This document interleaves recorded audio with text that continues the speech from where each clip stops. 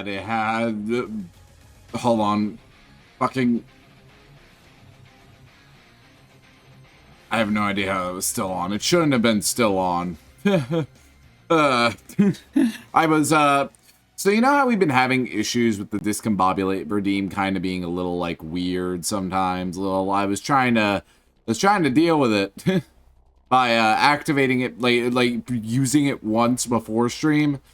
However, I guess something happened that caused it to still be on. That is only mildly concerning. Howdy again, CC. Good to see ya. I don't know. We'll cross these bridges when we get there. But yeah, it's time for more. It's time for more Ace Attorney. I'm excited. Today is the first day of the final case. How far we're going to get, I don't know. All I know is I'm hot and I'm turning my fan slightly closer to me. And it will not interfere with the mic because I specifically invested in a mic that would not be affected by this shit. Let's light it up. Yeah, let's just get right into it. I'm excited. I'm just going straight in. Okie dokie. There we are. I also need to turn off the music. I am slightly loopy right now. I took a hefty fucking nap before I started stream today. It was like an hour and a half ago I woke up, but I'm still kind of loopy. A bit. Just a smidge. That's a match. 2 cards. One of the Black Raven. And one of the White Raven. I don't think that lines up. A country torn in 2. One to the west with an orange, and one to the east with not an orange. And those which were split are made whole again. The truth will reveal itself. Oh God, my match! No! It's about to land on gunpowder! Shit! Why did I cover the fucking floor in gasoline? It's the Yatagarasu! The Yatagarasu's here!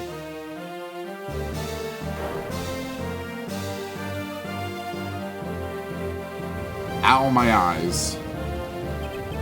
You, accursed Yatagarasu! Hey, you!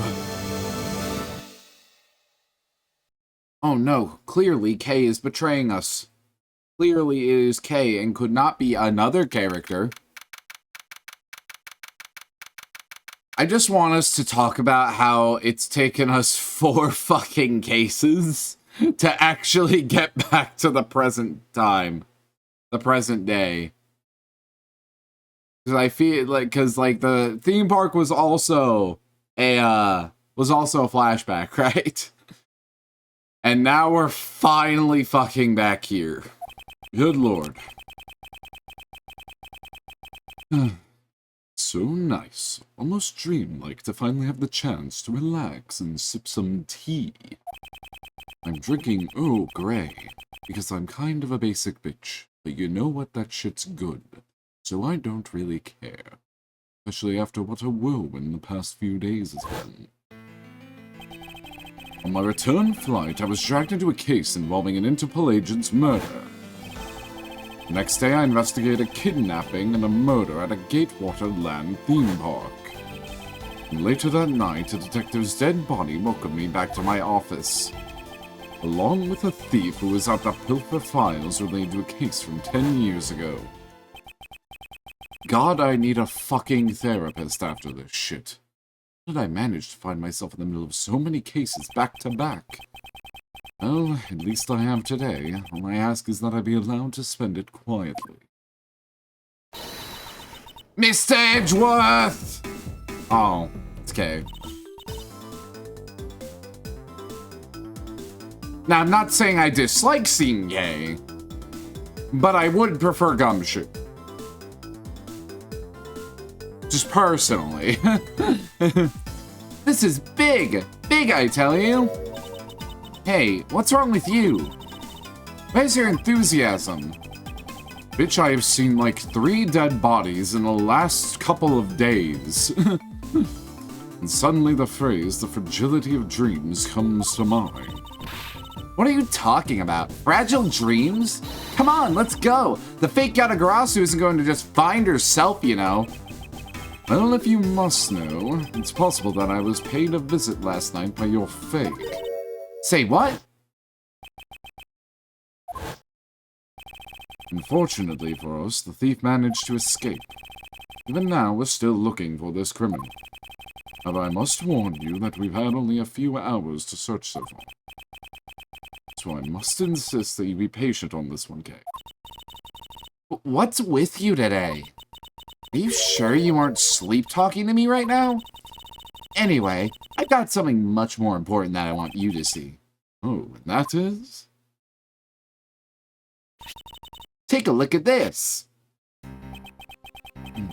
On March 14th, I will be there to steal your dirtiest secret. It's quite a bold declaration to send to an embassy. I suppose it was inevitable that a newspaper would catch wind of this. The date the card mentions is today. Today, huh? Come on, we've gotta hurry! The embassy awaits! I suppose it is quite an urgent matter. But do you know which country's embassy we should be investigating? Well, it's some really special country, and I'm actually really fuzzy on the details. But never mind that. Where's all your energy? Why are you so lackadaisical today? I'm not, Kay. You're just too wound up. Well, then you should get too wound up, too! Because this just might be our chance to chatch that woman. You mean Miss Yu? The woman who killed Kay's father, burned Faraday 7 years ago. I was really hoping they'd show her pulling out the gun. Oh, there it is. Like, this single image was, like, just such a fucking, like, smack in the face, and I love it. Callisto Yu.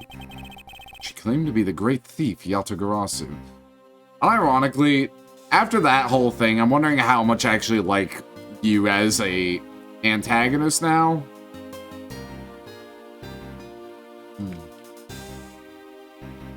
If her personality was a bit nicer, I think I'd be more about her. As she is, like, as a plot device, I like her a lot. As a character, less so. Then disappeared from the courtroom. Arg, she makes me so mad, the phony. Everyone knows that the real Yatagarasu would never send something like a calling card. Till a company's underhanded dealings are made public.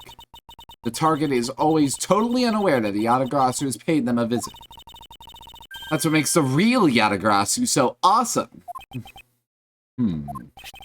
Yatagarasu's card that's shown in this article looks to me as though it could be genuine. See, that's the thing. Whoever it is, that person isn't the real deal, but has knowledge of the Yatagarasu. If this isn't a clue that the woman's involved, then nothing is. Come on, Mr. Edgeworth, out the door you go! Wait, there are a few preparations I must make before we go. There's something interesting about this card we found last night here in my office. It's of a different color than the one in the article, which makes me wonder why. What's up? Any reason why you're boring a hole through the newspaper with your eyes? No reason at all. Very well, seeing as how Miss Yu is also someone of a special nature to me, I agree there is some merit to be found in investigating this. I knew you'd come around.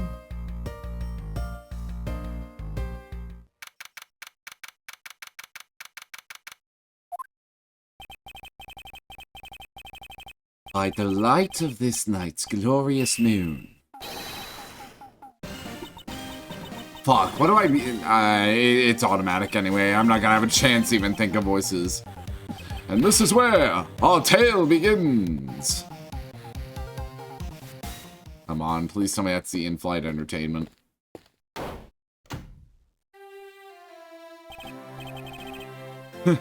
What a coincidence. Would have thought that a Steel Samurai stage show would ever be held at such an elegant theater inside a foreign embassy. Yeah, the climax was really awesome. Steel Samurai, Sushi Slice. I got chills down my spine when he pulled that move out. I suppose it really is more impactful to watch a show in person than on television. His favorite show, she is his daughter. Now, don't do burn like that. Good stepdad. I have to say, though, this embassy is set up kind of funny. I mean, they have 2 countries sharing the same building. Well, as you said yourself, this place and the countries it houses are very special. And this theater is special, and that is a neutral zone shared by the 2 countries. So let me get this straight. The Steel Samurai show just now is being sponsored by one of the 2 countries. The one that's called the Kingdom of Alabasta, right? Yes, it would appear that the Steel Samurai is very popular in that country as well. Seems that way. But you know what I'm really into? The Jammin' Ninja. The Republic of Babel is sponsoring a Jammin' Ninja stage show. That's something for fangirls like me. We've totally got to see that too, Mr. Edgeworth. The Jammin' Ninja show is gonna kick the Steel Samurai show rear end. You know, ever since I first met this girl, I've always had this inkling. What she really wants to be is not a thief, but rather a ninja. So anyway, about today's event, what's it called again? A Kingdom of Alabast versus the Republic of Babel Goodwill Jubilee. And Knuckles featuring Dante from the Devil May Cry series. The small European countries of the Kingdom of Alabast. The Republic of Babel. These 2 countries used to be a single entity that was abundant in nature. It was called the Principality of Codopia. Is everything alright, Mr. Edgeworth? Yes, I'm alright. Moving on. After a period of civil unrest, the country split in 2, though signs of their past remain. For example, their flags preserve the flower and butterfly motifs to this day. Codopia, huh? KG-8 incident, and what was referred to as second KG-8 incident, in which an embassy staff member was murdered. Both of these cases were related to the Principality of Codopia. In the 7 years that have passed, the country may have split into 2. However, the Yatagarasu has still sent a calling card here. What could it all mean? Dot dot dot. Dot dot dot. Dot dot dot. Mr. Edgeworth, I know you're thinking about something. Oh, excuse me. What were we talking about again? If you could please stop spacing out on me. Anyway, we were talking about the Alabast versus Babel Goodwill Jubilee and Knuckles featuring Dante from the Devil May Cry series. The 2 countries have had a pretty bad relationship with each other, but supposedly they've been trying really hard to make up recently. That's why they decided to hold this event. If that's the case, then why the verses? Also, both countries claim to own the real Prima Duck statue, a national treasure to both. They're planning to have them publicly evaluated today to see which one's the real deal. Hey, need I remind you to take care and not succumb to your thieving desires? Well, when it comes to treasure, I can't help myself. You know that. She better be saying that in jest. Hey, I can read your body language, you know, and you've got it all wrong. Look, I'm here to do some investigating. Investigating, I tell you. I know. And although we don't know if the Yatagarasu will really be making an appearance, I suppose we should still spend some time examining this place. Okie dokie, let's see what we got around here. God, there's so many unique-looking NPCs that's around.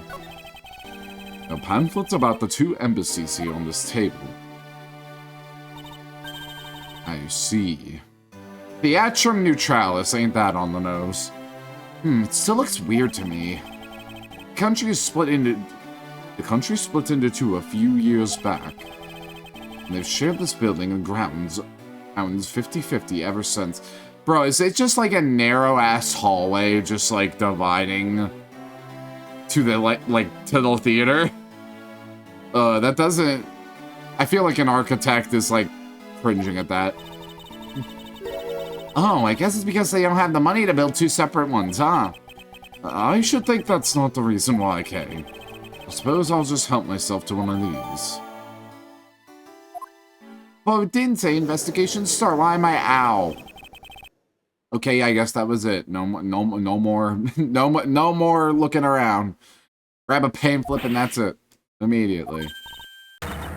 Hey, look, it's the Steel Samurai. And he's got his son, the Iron Infant, with him too. Steel Samurai, do you need, like, money for, like, an actual baby carriage? What happens if I talk to everyone else right now? This is the perfect angle! Go, my image! Travel across the wave world and into every TV set around the globe! More honest approach onto appearing on TV might serve your ambitions better. Let's see here. And we're here reporting live from the Theatro Neutralis. As you can see, tonight's audience is full of enthusiasm. And let's see what this member of the audience has to say. Well, okay, that was good. Let's do one more run through. Excuse me, when you're ready to film for real, would you mind giving me a call? Since that you didn't hear a single word I just said. Let's see here. And I'm not reading this, apparently. Yeah, and that last move, the steel said I can't but laugh. I know, right? And that Pink Princess's movements were really stiff. In the middle of the show, I could swear that I heard her hip crack. Oh, I know, I totally thought that too. The Pink Princess has a bad hip. Seriously, just what were they thinking, you know? Damn, ableist much? I suppose there was no graceful way to enter this conversation. 10 more minutes. No, and 5 more minutes. Isn't this really bad for me to spend time doing this?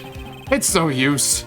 Would someone just tell me what I should do? You appear to be troubled by something. May I be of assistance? Leave me alone! Trying to figure out the right time to talk to that girl over there. If I mess up, it'll be because I'm talking to you right now.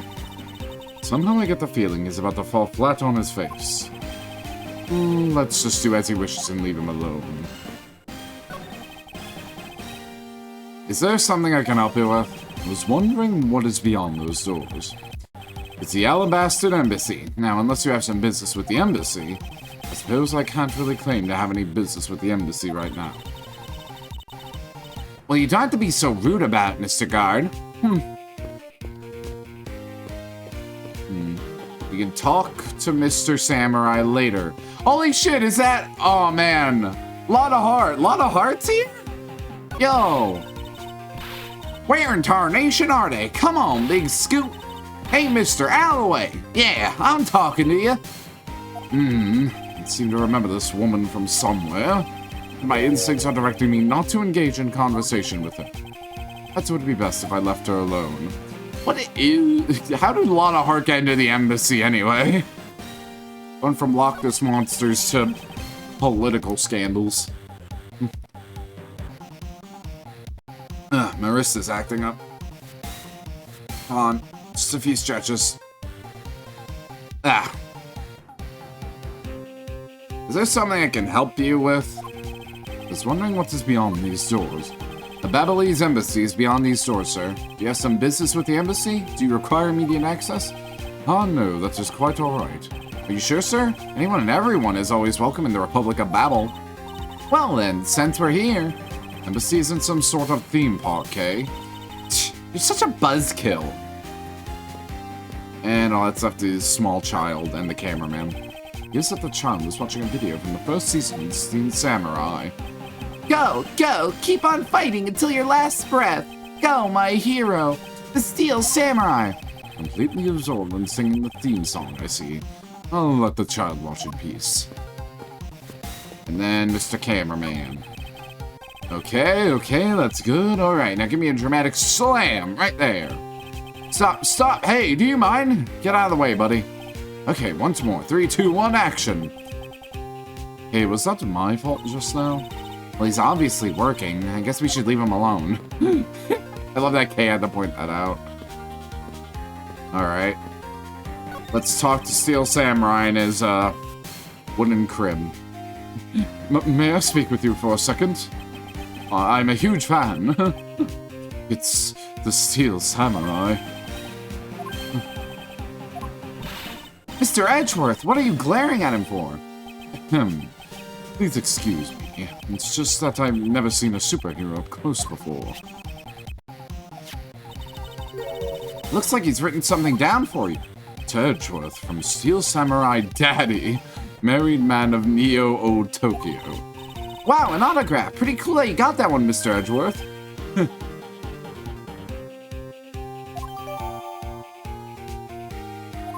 That's great. Mr. Steel Samurai, Ambassador Alba is waiting for you. That is such a noisy-ass wheelbarrow.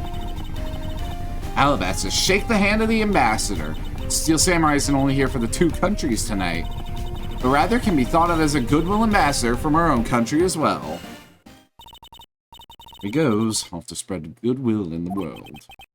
Really does seem like a goodwill ambassador, doesn't he?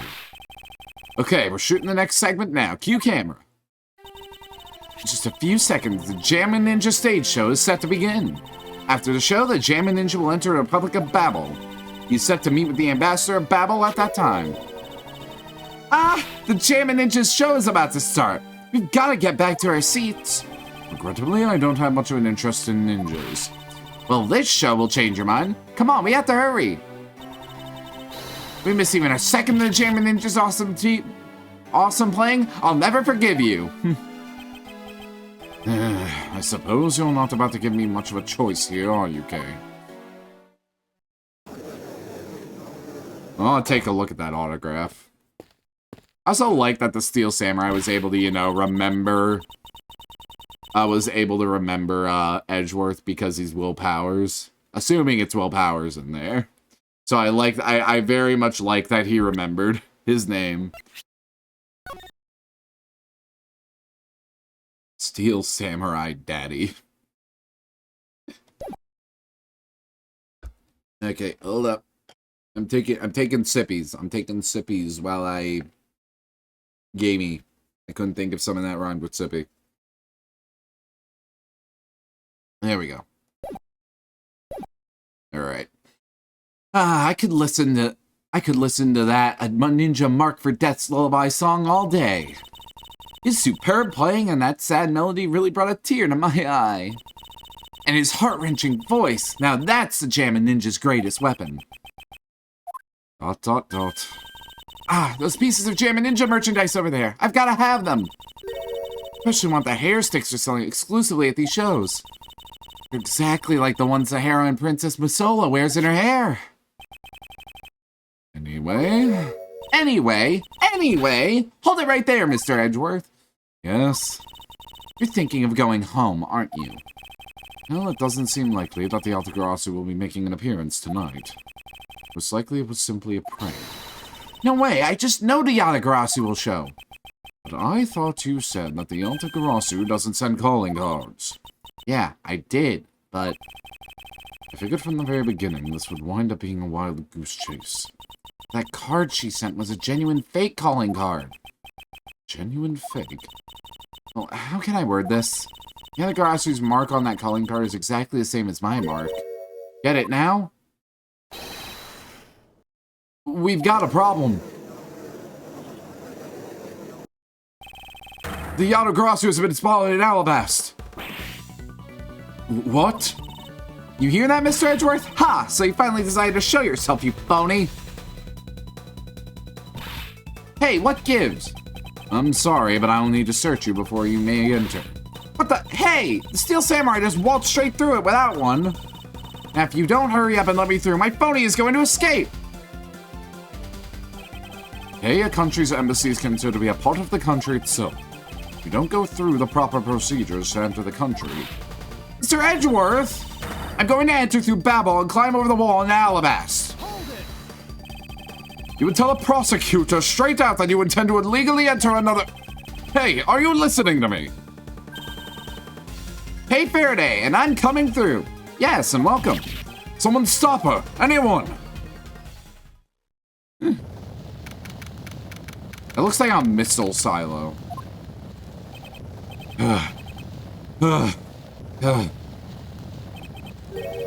Hey, where are you? Don't tell me you really did find some way over this fence. Ah! Fire! This is too big for us to handle! Looks like the Autogarasu came to Babal, too!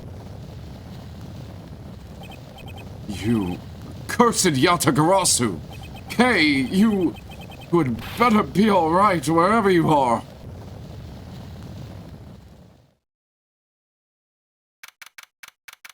Hey, Gumshoe's here. I told you it wasn't me! Hold it. Well, I guess we're saving Kay today. She wouldn't be a Maya equivalent without getting arrested. It's the law. I say that, but I don't think the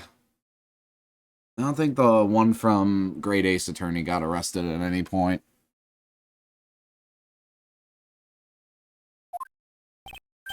Hey, are you alright? Do I look alright to you? Can you do something about this woman? Mr. Edgeworth.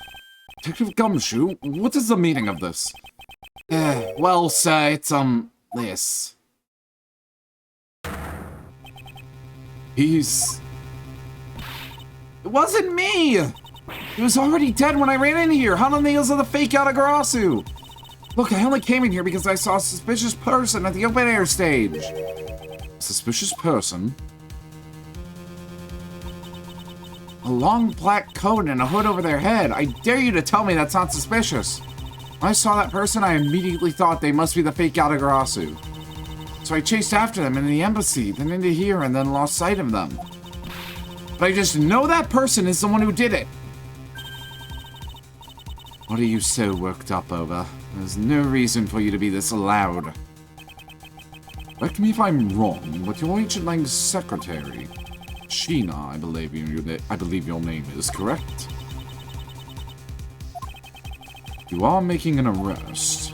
So you have evidence that it was Kay who committed the crime. Is that also correct? Refuse to answer. Wife. I mean, what? I don't need to answer. You are merely a prosecutor in this country, meaning you have no investigative authority.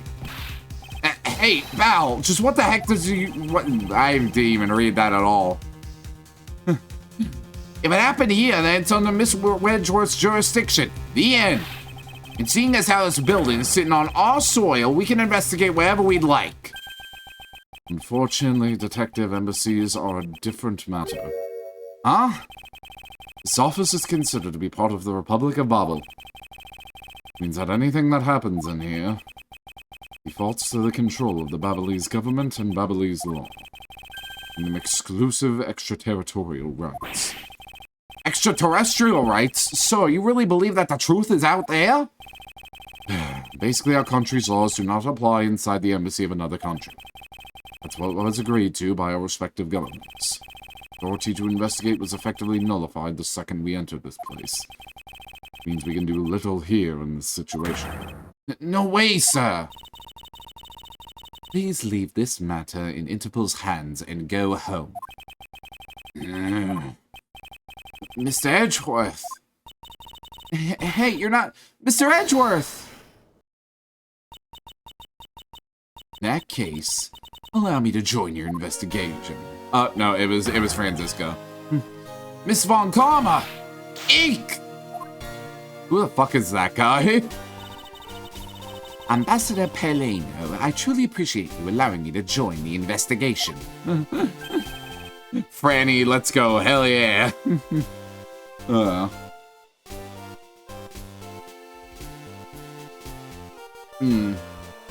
I really love Francisco's theme. It's one of my favorites.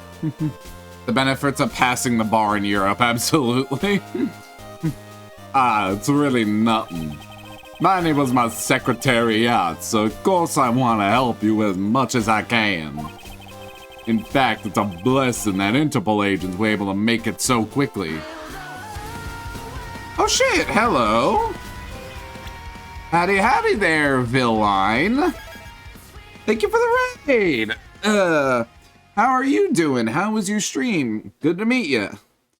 For those who are new here, howdy howdy, my name is Ryzier. I'm an alien dragon, came down to Earth quite a while ago, and I made my own little model right here. Can do all kinds of things, like this, and also, if this one will work, this.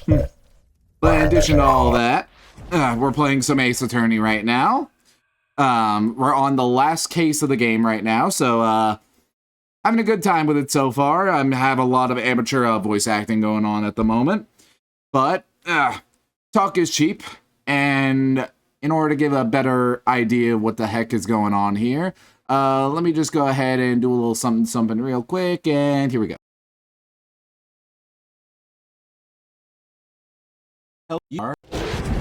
In hell. I'm a simple creature. I am pleased by simple things. No, no, no! You bitch! You absolute bitch! You whore! You fucking whore! I don't care if it's a bad idea, it's funny. Yeah! Ah! Oh my god, that actually scared the shit out of me!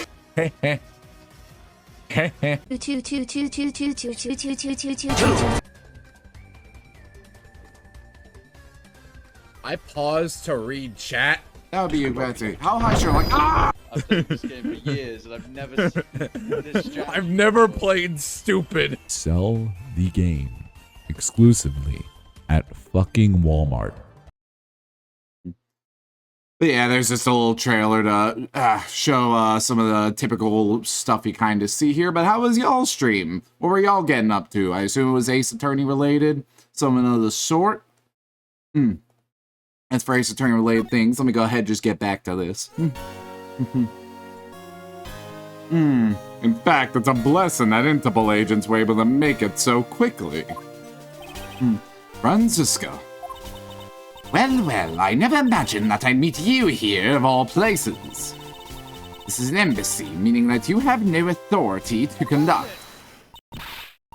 Already? What is it? Ambassador Polano. And you are? Miles Edgeworth, public prosecutor. I ask that you please allow me to investigate this case as Miss Von Kalma's assistant. Assistant? Was playing No Straight Roads, Chad had a choice between 3 streams and chose Ace Attorney. Oh shit, I've actually wanted to play No Straight Roads. It's a game that's been on my radar, I just haven't had time or money to buy it. I love some of the music from that game, though I have it in my playlist. It's mostly Sayu's theme. In fact, it's just Sayu's theme, but, you know, that shit's a banger, so... That game also just has a banger fucking art style. Legit. I love the art style of that game a lot. It's short, but I definitely recommend. Yeah, that's what I hear. At some point. After this, I kind of want to go to the 1000-Year Door remake. That's kind of was next on my radar.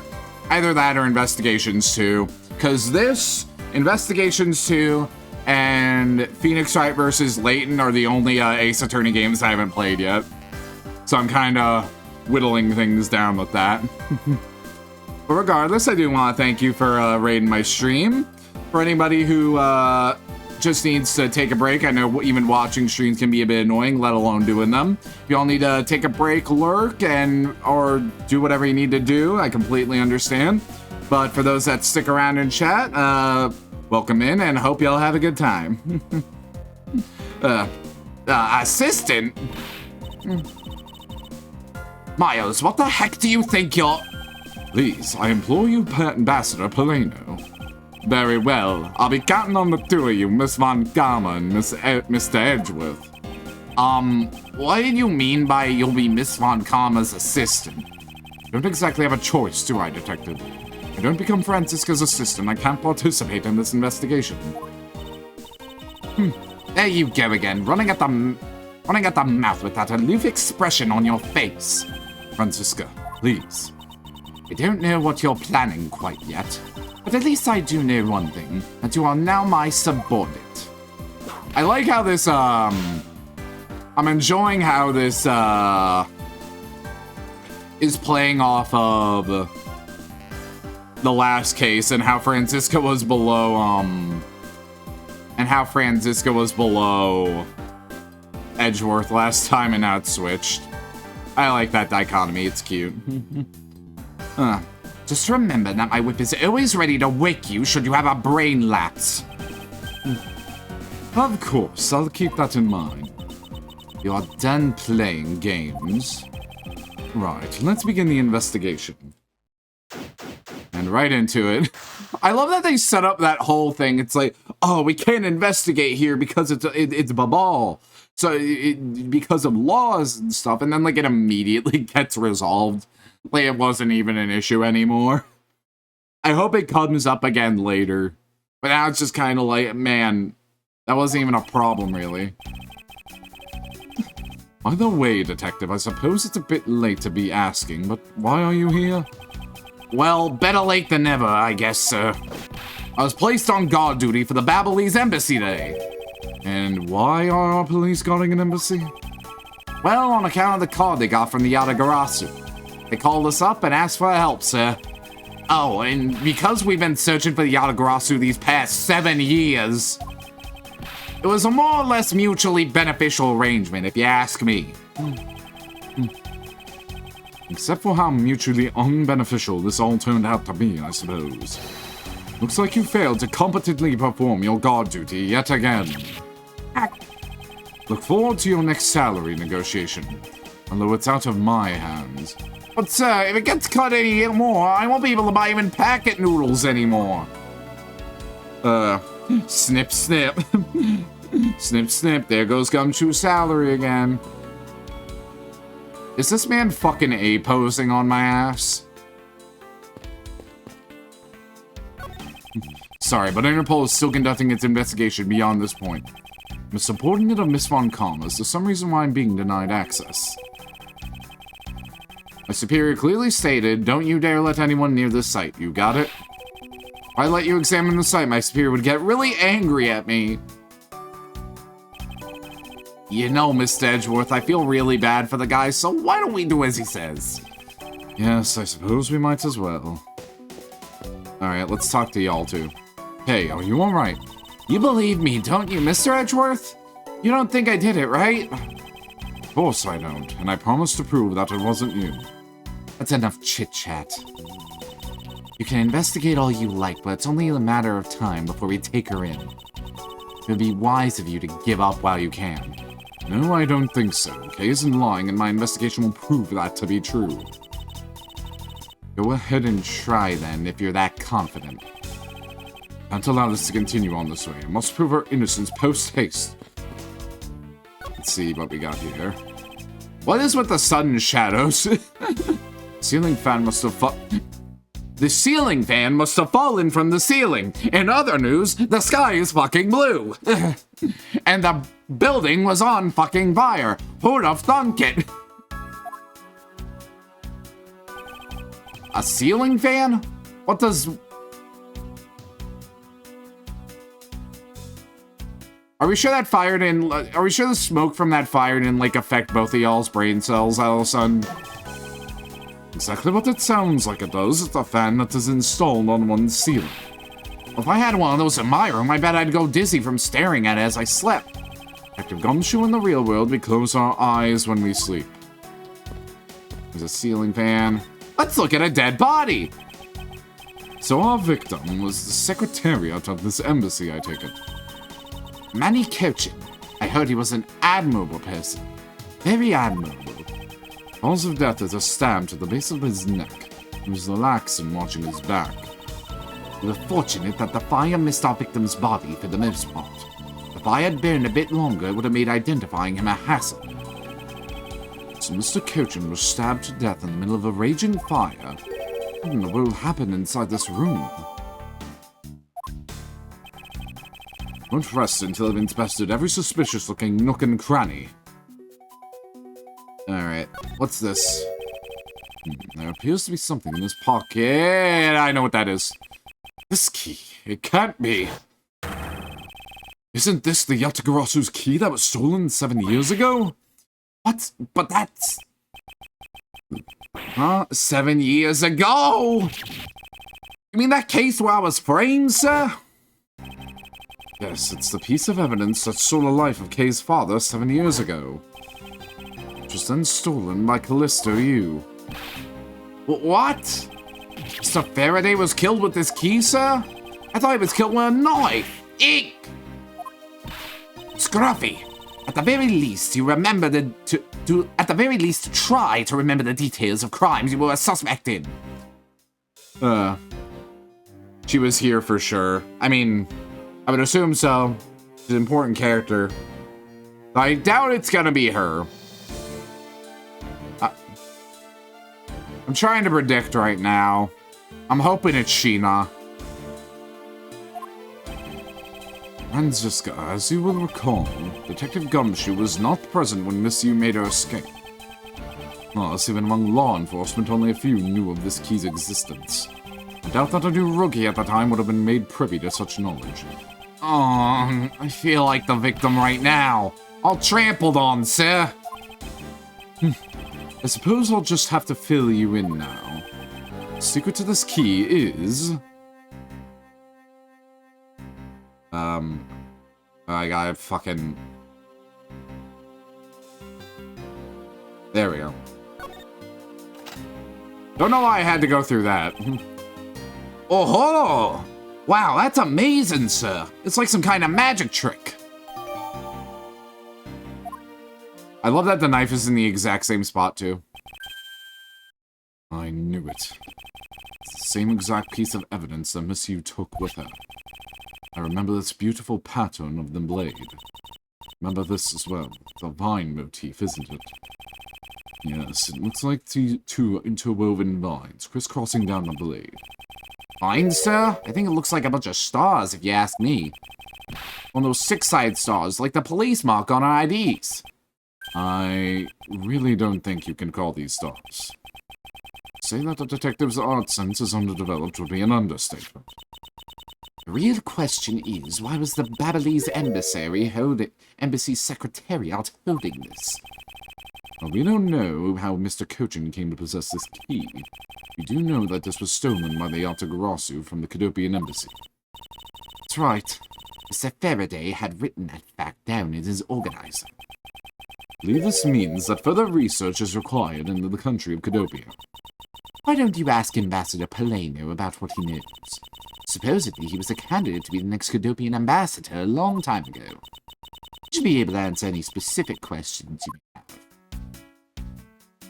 Alright, and then we have another knife. There's so many knives! This knife... Is this knife the murder weapon? Some preliminary testing has been conducted. According to the results, the blood on that matches the victim's blood. The blade shape was also found to be consistent with the stab wound. I suppose this means that we now know that the crime was committed with this knife. This knife's got some really fancy ornamentation going on, huh, sir? Thing practically screams artsy at me, too. Although, it's also covered in blood, just like the last thing that I said was artsy. But the handle is pristine, there's not a single drop of blood on it. Speaking of the handle, I believe it has a butterfly motif. It's very beautiful.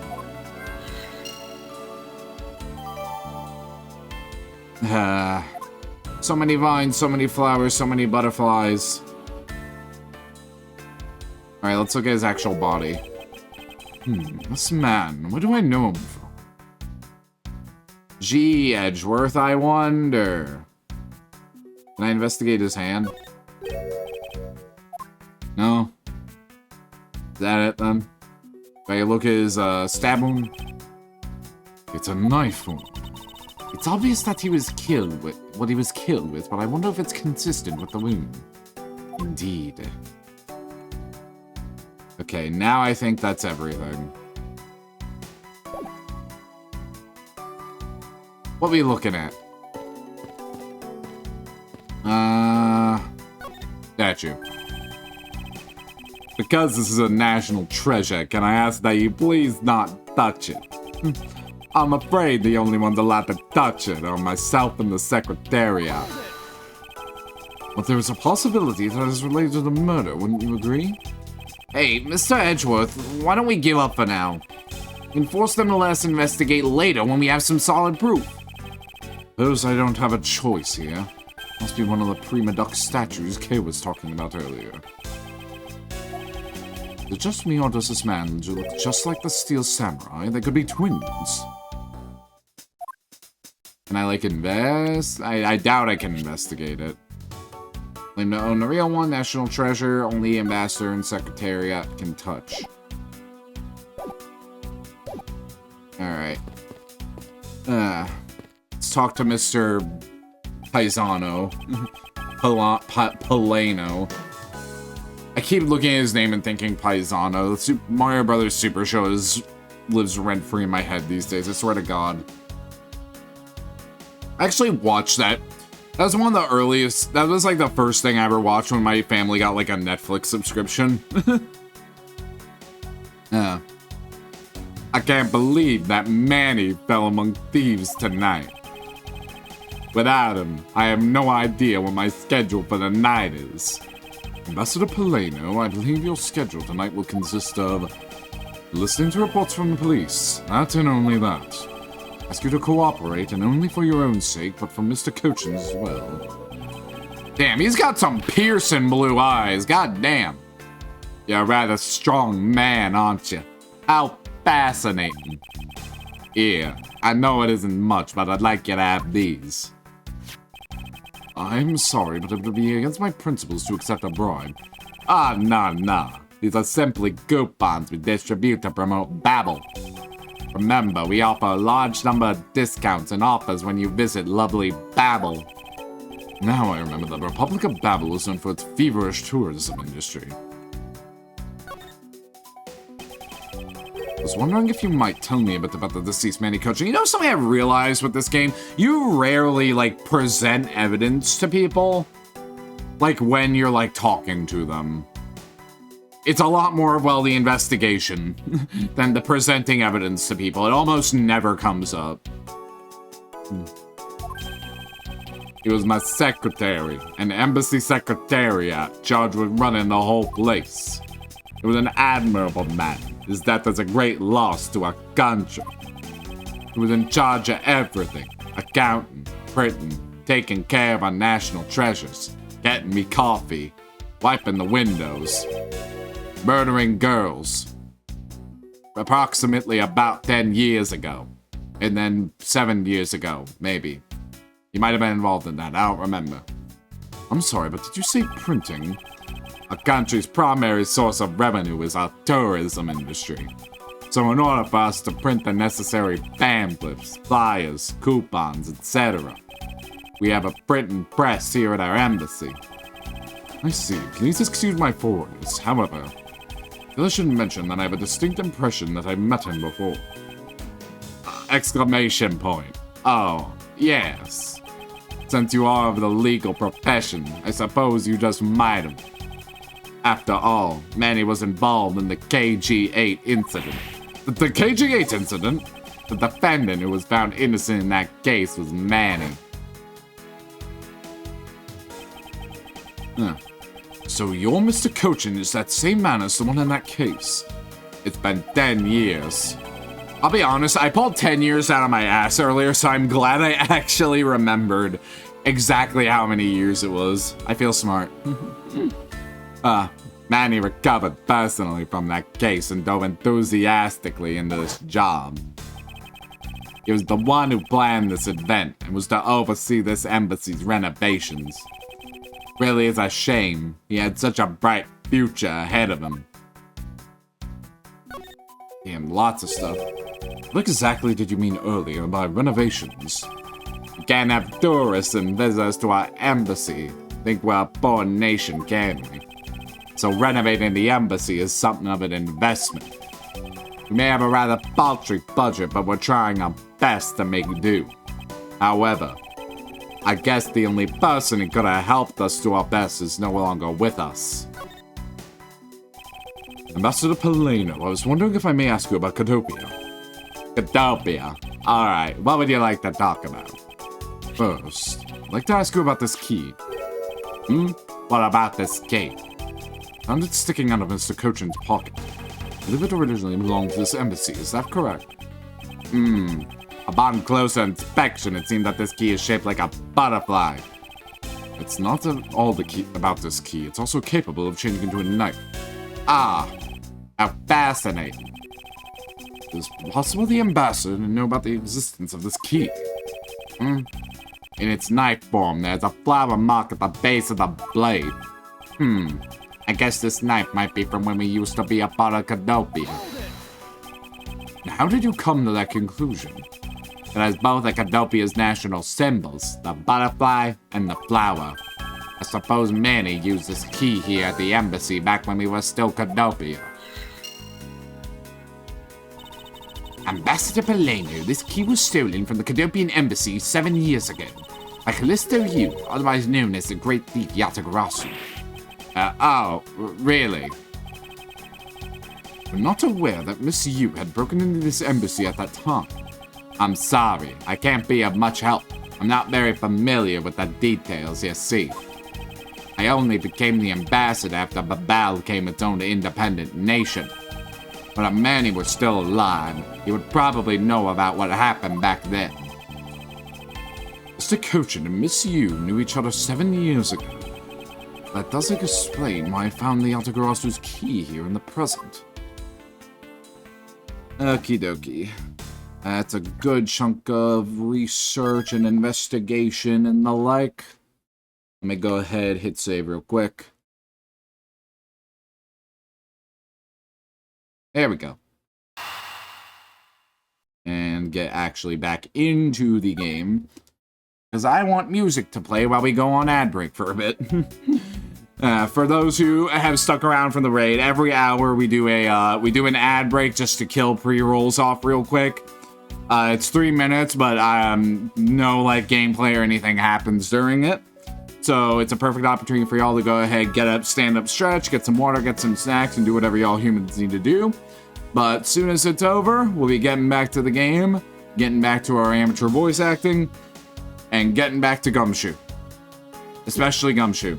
Gumshoe's my favorite part of playing. Gumshoe is my favorite part of playing any Ace Attorney game, let's be real.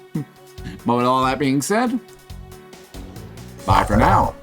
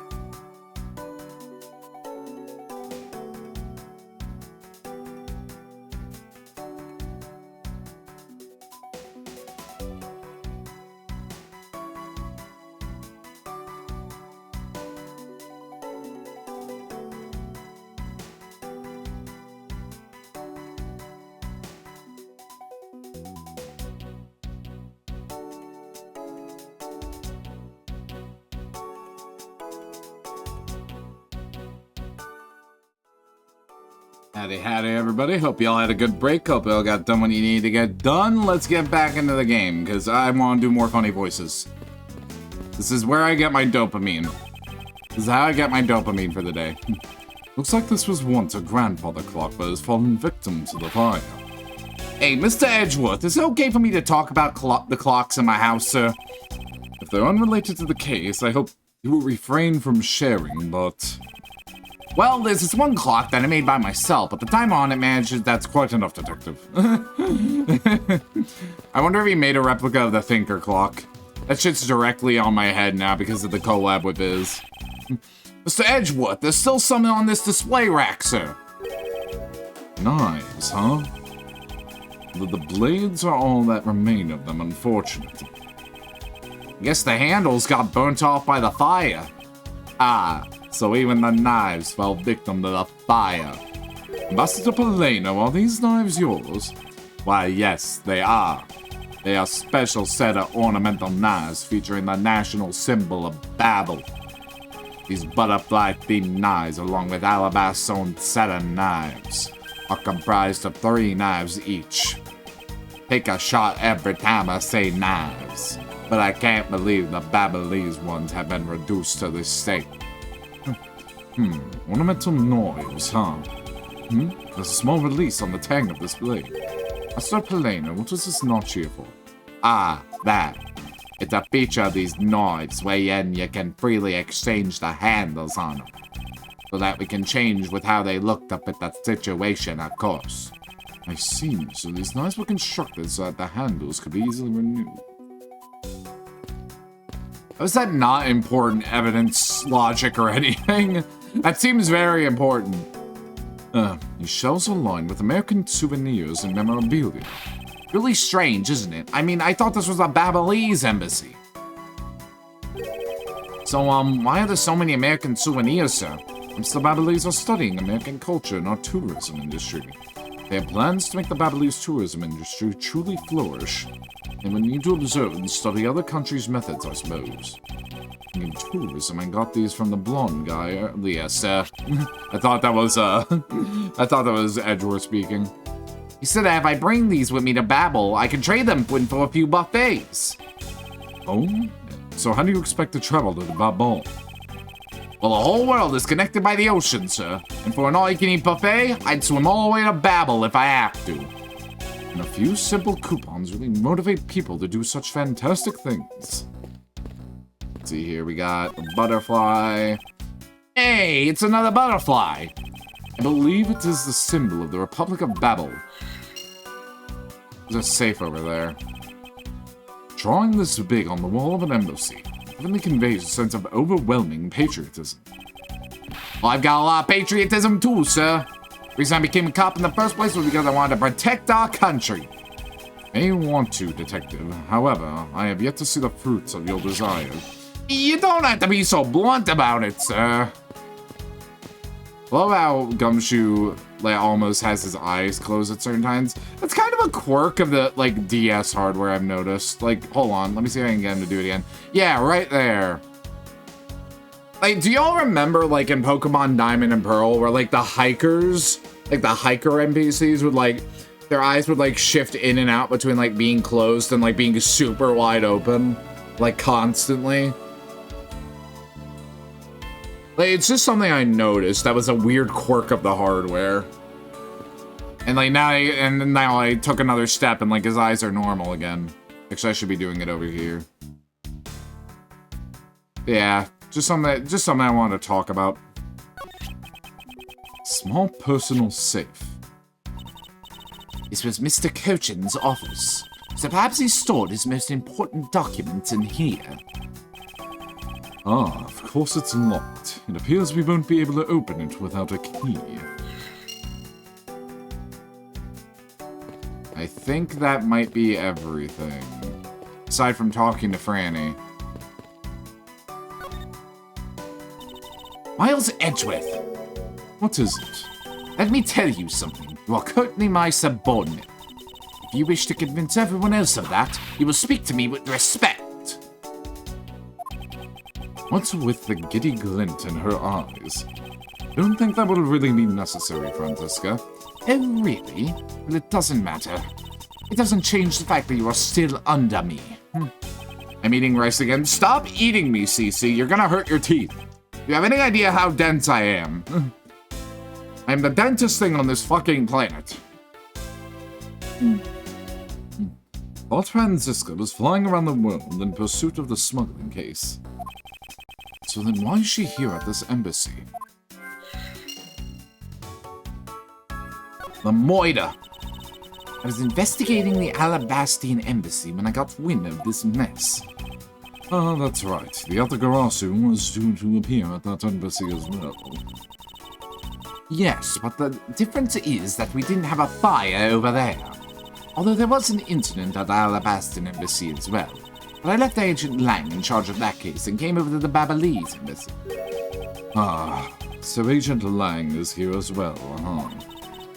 I see you've met. Well, he is in the Alabastine embassy acting as bodyguard for Ambassador Alba. However, he seems to have a different reason for being there. The suspect in the murder that occurred in this office is that little girl I see.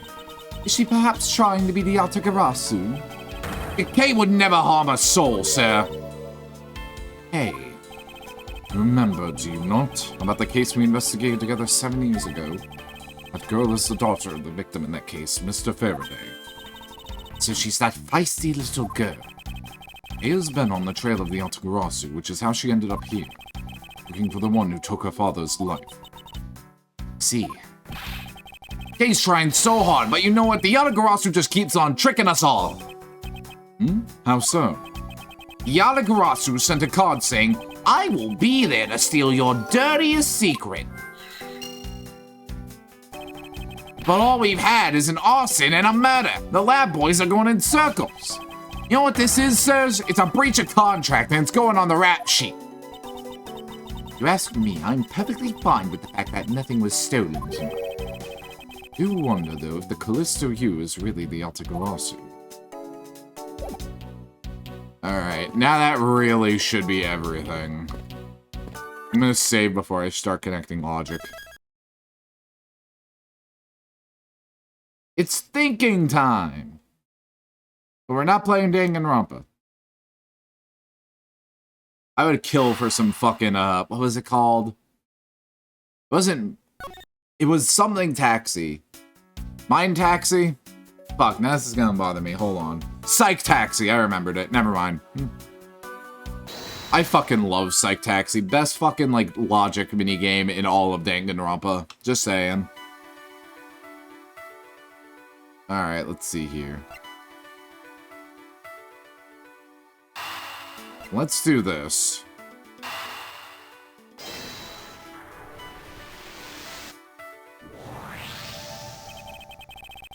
Might play that before I sleep. Psych Taxi specifically is in V3, so if you haven't gotten to V3, you got a little bit, CC.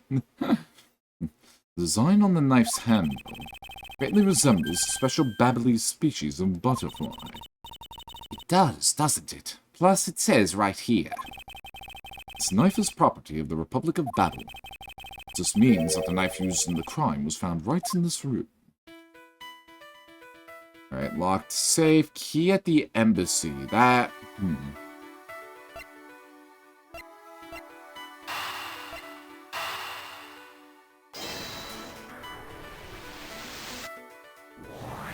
Yeah! Know for a fact that the Atagarachu's key was used at this embassy. Furthermore, we found it in the victim, Mr. Cochin's pocket. Leads me to think that perhaps it is the key to the personal safe in this office. Good thinking, sir. Let's go try it out! Appears I was correct. The key that was left to us in the victim's pocket will be turned out to be the key to the next piece of the truth. Shit, there's nothing in here. Hey, there's nothing inside. Do you think the Atagarasu made off with everything, sir? No, Detective, I believe all we need is a closer look.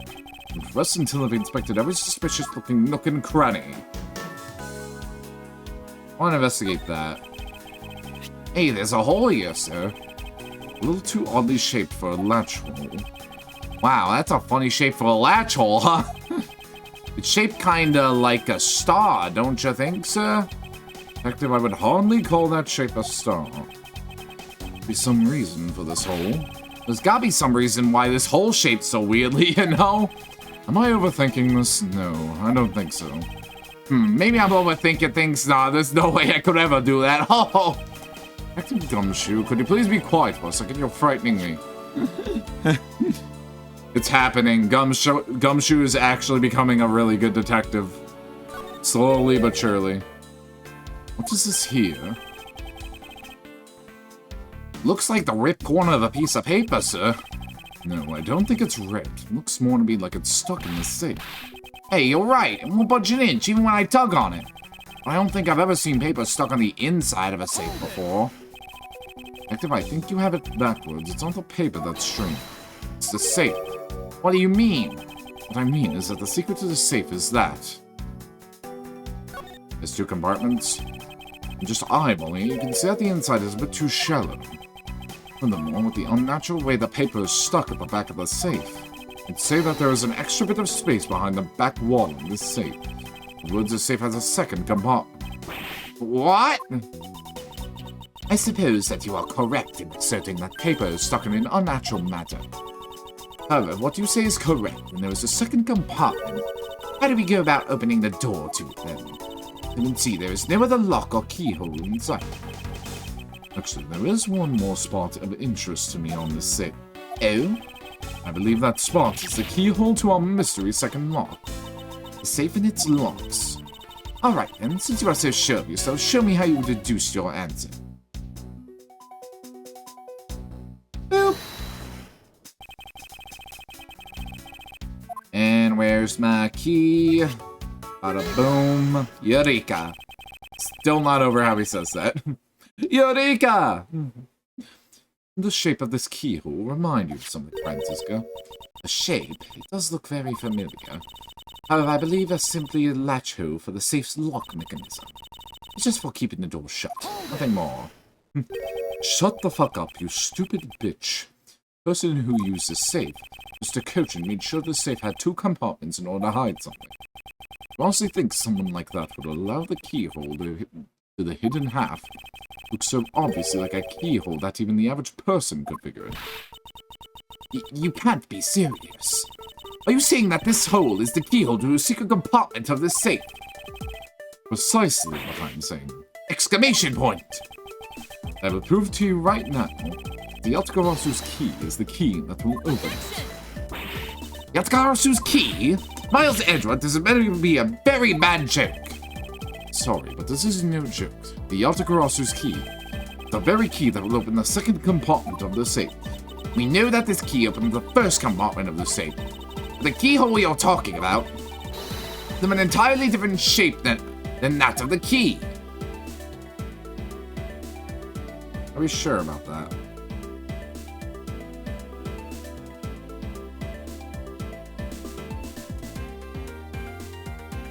Are we sure about that, Franny?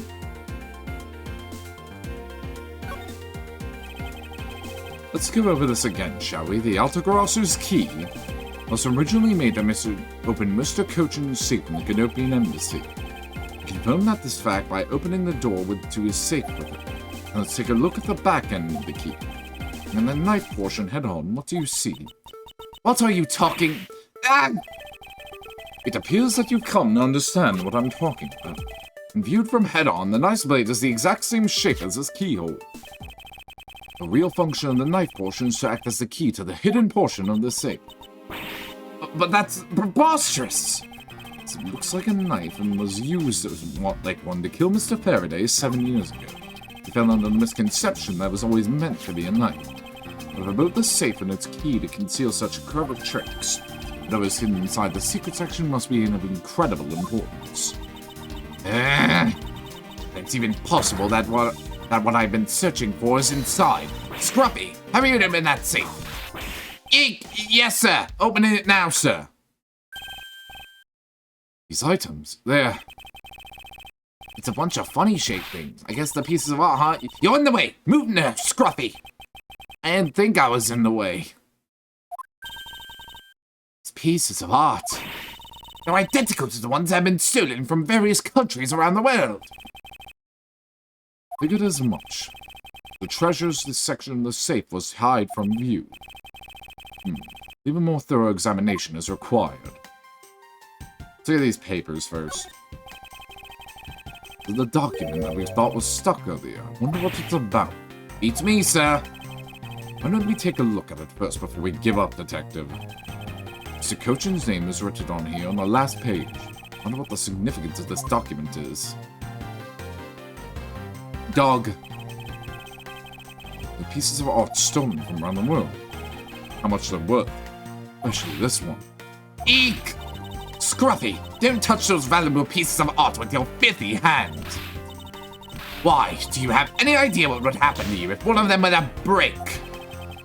Is it just me, or did she just hit one of the pieces of art just now?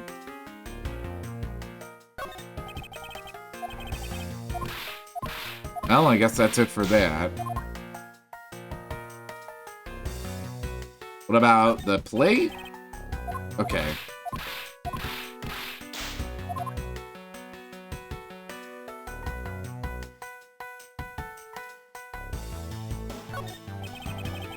Building this sort of trick in one safe is really something. Yeah, it's neat how the safe has 2 compartments, but what's really impressive is that the other end of the key was another key. I hadn't noticed. I know Mr. Cochin was just paranoid if he had secrets of that great a value. Speaking of paranoid, I went sharpened both ends of my pencil. Then I went to erase something and got all paranoid I was gonna stab myself. Please refrain from dispensing no special brand of unrelated stories while on duty. Yes, sir. Can I logic more? No. What am I not examining yet?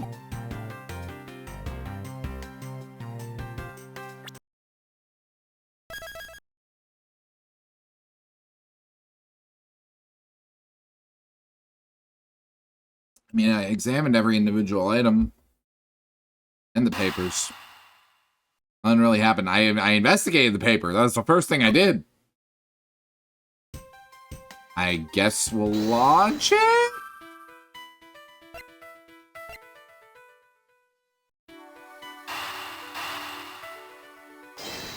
There's not much else here. Okay. Reveal your dirtiest secret. Is it possible that the dirty secret the Altagarasu was out to steal is in this very room? Dirty secret? Franziska, you're in pursuit of some dirty, underhanded dealings yourself, are you not? Something tells me that this is no coincidence. In that case, then, the person I'm looking for is here in the Babyliss embassy, huh? The head of the smuggling operation. I think I just might need to ask Franziska about her smuggling case in more depth. Hey man, I gotta go back over here. Why? Franziska, when we last talked, you said you were on the trail of a smuggling ring. Suppose the reason you are here right now is related to that? Yes. After analyzing the intel we've gathered from various countries, this embassy rose to the top of our list of sites to investigate. This is what tipped us off. It's a counting document. It's only one page of the whole thing, so we're not sure about all the detail, but it's enough for us to grab onto the tail of the beast. Well, you see, this type of paper was made only in the Kingdom of Cadopia. It meant that someone in the countries of Alabasta and Babel is the head, when pulling the strings behind the entire smuggling ring. It's Franziska for you. She's amazing, pursuing the case with all she has. Okay, now we should be able to discern those papers in the safe by deducing. I like that the sprite updates. Yeah, now we can deduce. God, I just love the attention to attention to detail in the game. Just, love it. Take a good look at these documents, Franziska. It says that there are 3 pages in total, and yet there are only 2 here. Correct, and now take a look at the smuggling activity document in your possession. Tell me, is it not possible that your page was taken from the set of 3? Well, it certainly looks that way. Putting our multi-part puzzle together, we seem to have arrived at an answer. It seems that you have now found what you were looking for. Yes, and with this it has become crystal clear. Mr. Cochin himself was responsible for the mass smuggling of Babyliss ink. Babyliss ink? Babyliss ink is a special product of the Republic of Babel. However, due to a special reason, only a limited volume is ever exported. That reason is, it's classified. It's on a need-to-know basis, and you don't need to know. In the case, it seems that the head of the smuggling ring was our victim, Mr. Manny Cochin. Base was an embassy, thus it was hard for both our country and his to interfere, making it the ideal conditions under which to run a smuggling operation. Ah, so frustrating. I lost the person I was to rain judgment down upon with my whiff of justice. Well, even if he is dead, we still have a responsibility to look into his misdeed. You expect me to whip a dead man? But I'm not interested. Francisca, you must know that Manny Cochin was a suspect in the KG8 incident. Of course I know. On top of being the head of the smuggling ring, there's a matter of what really happened in that case that needs to be resolved. Bada bing, bada boom, what the fuck you gonna do? Investigation done. Are you done investigating? You realize now, don't you, that this girl is the only one it could be. Now come along quietly, Yatagarasu, K. Faraday.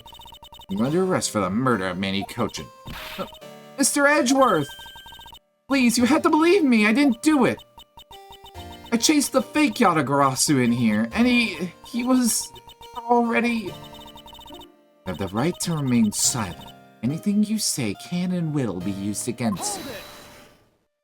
I'd like to help you reduce the number of mistaken arrests Interpol makes. What is that supposed to mean? If I told you Kate Faraday is not the culprit of this crime. Well, I suppose I have no choice.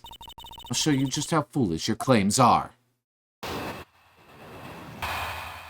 I like to think they made her take off her glasses solely for like the little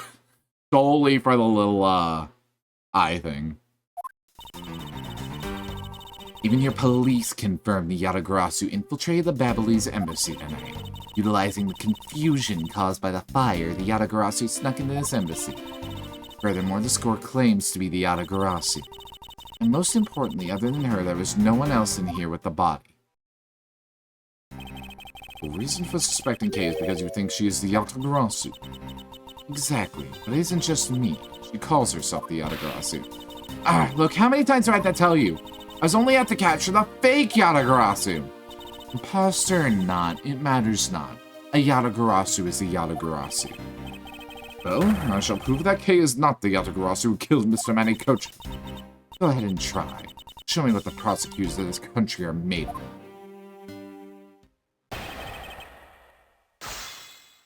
Alright. So look back over the evidence. I don't think these will be very valuable. Single stab at the base of the neck. The body wasn't badly burnt by the fire. Is also a knife. One is a set of 3 ornamental knives covered in the victim's blood, same blade as the wound. This is what took Mr. Cochin's life, when his blood is still on the blade. Wow, I've already been detective for 7 years already? I've seen lots of weapons in my days. But knives that are used to kill are always the hardest for me to bear. Yes, unlike guns, it's a weapon where you're likely to find the victim's blood on it. Yeah, just like how this one is practically drenched in it, huh, sir? Despite that, it looks like the blood managed to miss the handle somehow. And I have to note that.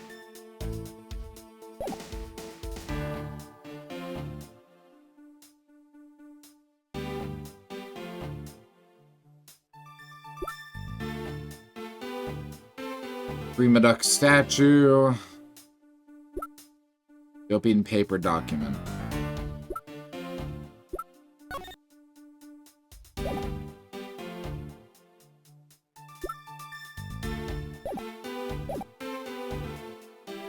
Yatagarasu infiltrated the Babylonis embassy tonight. Utilizing the confusion caused by the fire, the Yatagarasu snuck into the embassy. Furthermore, this girl claimed to be the Yatagarasu, and most importantly, other than her, there was no one else in here with the body.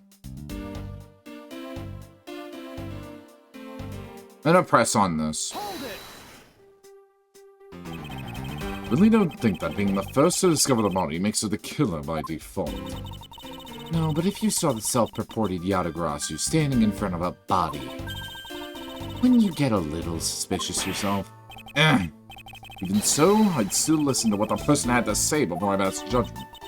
Are you talking about yourself in those times when you were under suspicion? I think the pain of being falsely accused is something you really should experience. I personally know that feeling really well, sir. Given my situation, I now know exactly what it's like too. I'm fine with never experiencing it. Ever. Are you done with your little group conference?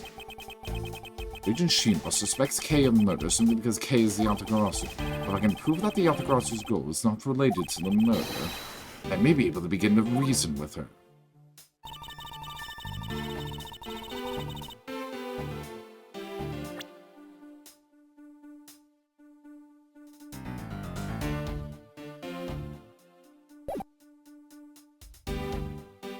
I think this is one where I just gotta press on everything to see what I can find.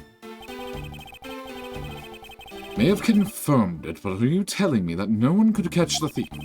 So you're basically admitting that the Yatagarasu that committed murder eluded us. Of course, I chased after the Yatagarasu that entered the Babylonis embassy right away. That is also why I'm making this arrest right now. Because at the end of my long chase, was only this girl. No. In any case, this is what I believe happened. Oh, they're stuck at this embassy. I don't see much wrong with that. Hold it.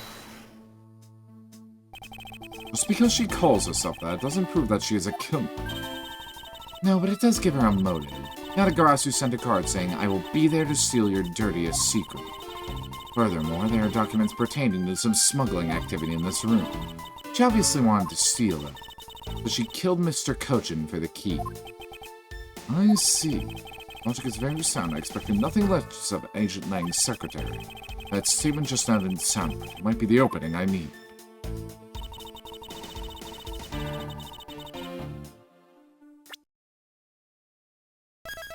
The question is, what do I present? As is always the question when you play Ace Attorney. I know what to say, I just don't know how the game wants me to say it. I have to speak in the language of take that, an objection, and hold it. Not, the documents are still fucking in there, the key that he has wasn't even used to properly open the safe.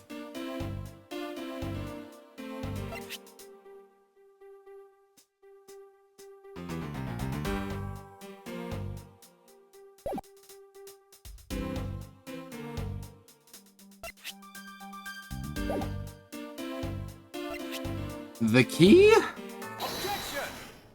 Okay, yeah. Alright, it worked. Agent Sheena, I regret to inform you, but there was a flaw in your logic. Oh? Even if you claim that she is the killer and the Yatagarasu, I'm certain that securing the smuggling documents is not the motive behind the murder. The safe in this room was found on Mr. Cochin's body. Furthermore, the Yatagarasu would not be so stupid as to leave without the documents. Ugh. That smile. Yeah, heebie-jeebies. Actually, maybe I like it. I mean, what? But the simple fact that the documents were still in the safe that we looked, it's obvious that the killer's target was not the safe at all. And perhaps she didn't know that Mr. Cochin had the key on him. If that's the case, then why would she have needed to kill him? Because I can't think of no reason for her to kill him if she had not known that fact. Need a reason? All of this is simply our conjecturing after the fact. Entirely possible that she accidentally killed him when she was sneaking in. Perhaps she didn't notice the safe's second compartment before returning the key. Oh. Fact still remains that Mr. Kojin was stabbed to death. You have no definitive proof that it was Kay who committed the act. Actually, I do. I saw her holding the knife she used on the victim with my own eyes. What? Allow me to tell you a bit more about the evidence that will put her behind bars. The knife wound on the body is consistent with the blade of the knife. The knife with the butterfly handle is the murder weapon which the killer was holding. I assume she obtained the knife from the display rack and used it on the victim. The knife is a part of a special 3-piece set which has a design like no other. Notes and testimony, it all points to the girl. There is no counter-argument. That is your definitive evidence. See now that she is definitely the killer, right? No, Mr. Edgeworth, you gotta believe me. I saw a suspicious person in a long black coat outside the embassy, I swear. You came in here because you were chasing this suspicious person. That's right, I ran to this office only because I was chasing after that person. When I entered the room, it was pitch black. Couldn't see a thing. Felt something on the ground next to my foot, so I turned on the lights, but then... Ah! Who's there? This is... I came to this room upon hearing the girl's scream. When I saw her holding the knife, I immediately restrained her. So the object Kay felt by her feet on the floor was the murder weapon. I had the knife analyzed right away, but we failed to find anyone's prints on it. But the suspicious person, the black coat who came into this room before me. You continue to insist there is such a person, but if there was, where did they go? That, I don't know, but I know they came in here. It sounds like the desperate excuses of a suspected killer, not a trustworthy testimony. You understand that, don't you? You can't trust this girl's words, Mr. Edgeworth. As a point, McKay's words are the truth. I must show that they are with some solid evidence. Mr. Edgeworth, I really didn't... Hey, don't worry. Didn't do it, then there must exist a way for me to prove that. Still not giving up, I see. In that case, try to counter my argument. If you can. Don't worry, I can and I will.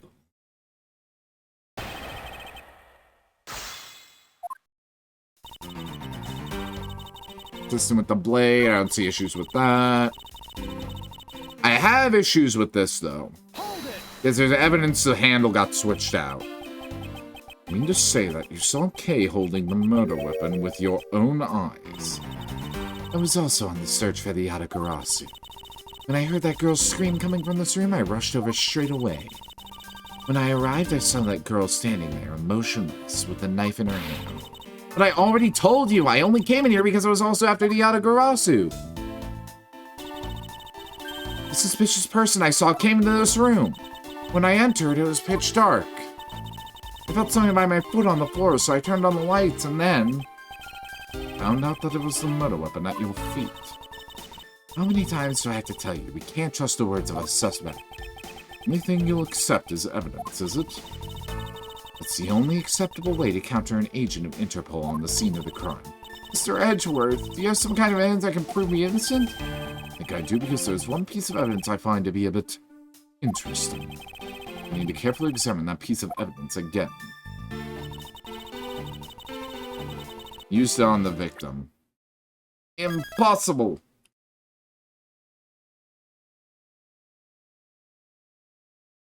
Bro, like, they're saying, like, I saw it in her hands, but, like, the knife is all the way over there. And she's not even mentioning having it in her hands.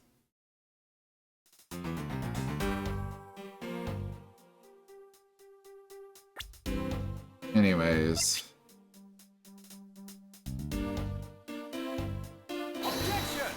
Damn it.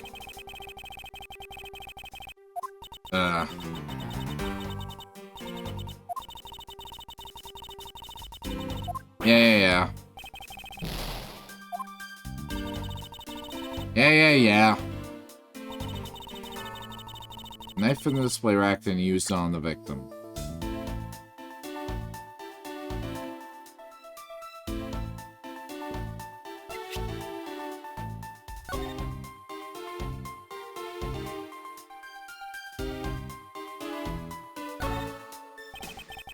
There's a lot of skilled detailing on this handle. Yet that the handle on this knife is removable. Just so people can change them whenever they feel like. Sounds like fun, sir. Don't think people would remove the handle just for fun, detective. There's no blood on the handle. There's no blood on the handle.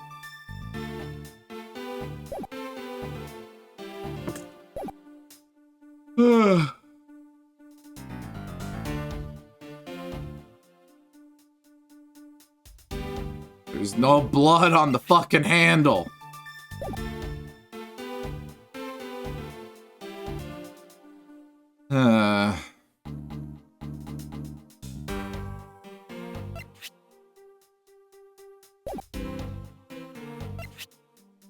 Single stab wound to the base of the neck. The body wasn't badly burnt by the fire.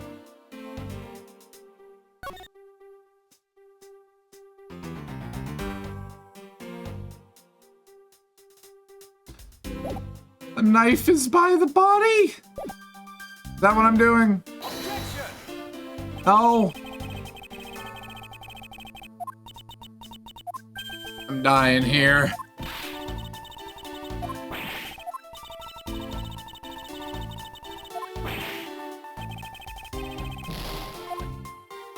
What I'm trying to do, right?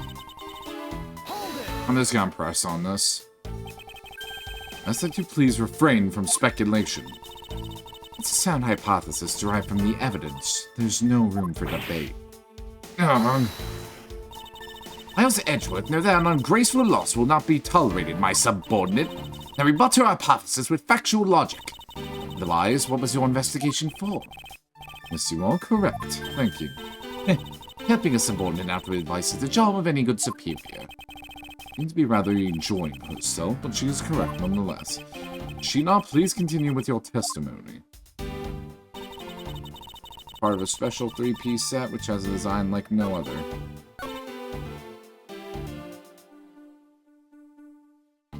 Clarify. Damn, a lot got added. No, wait, no, it didn't.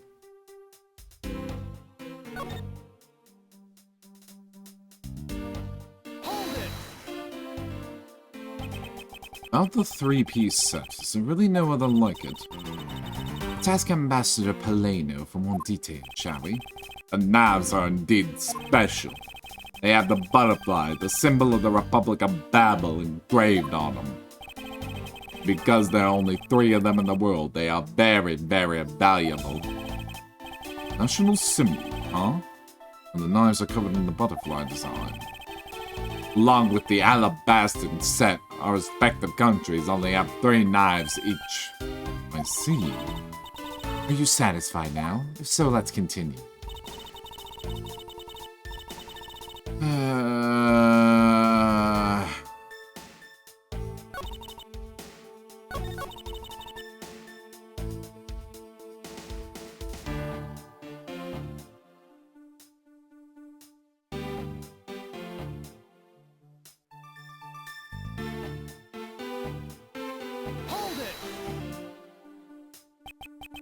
Mean to say that you saw Kay holding a murder weapon with you? No, I was on this.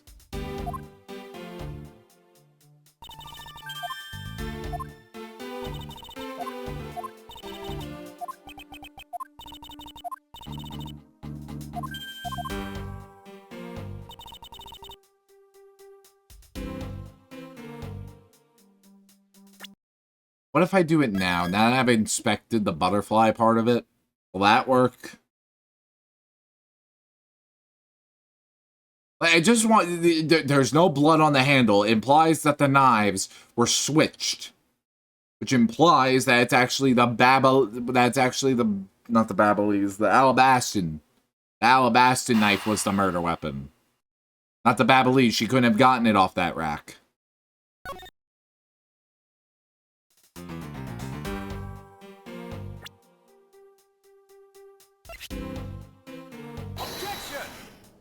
I want to die.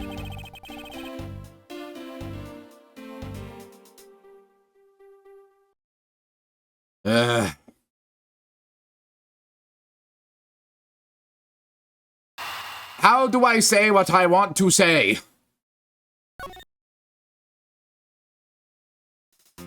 She could not have gotten it off the rack. Done. Dusted. Dealt with. Kaput. Connived. Conceded. Concede, motherfucker. Give up. Concede.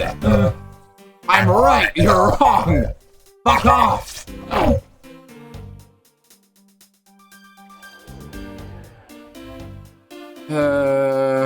Claim to own the real one, only they can touch.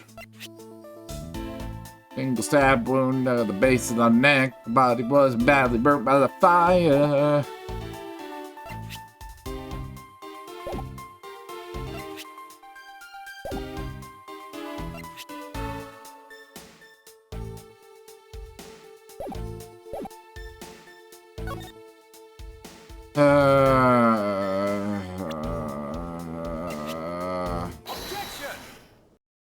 I hate my life.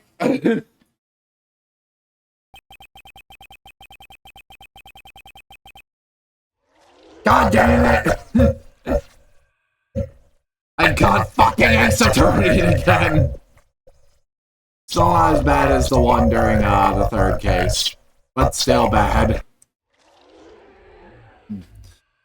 So the murder weapon was the knife with the butterfly.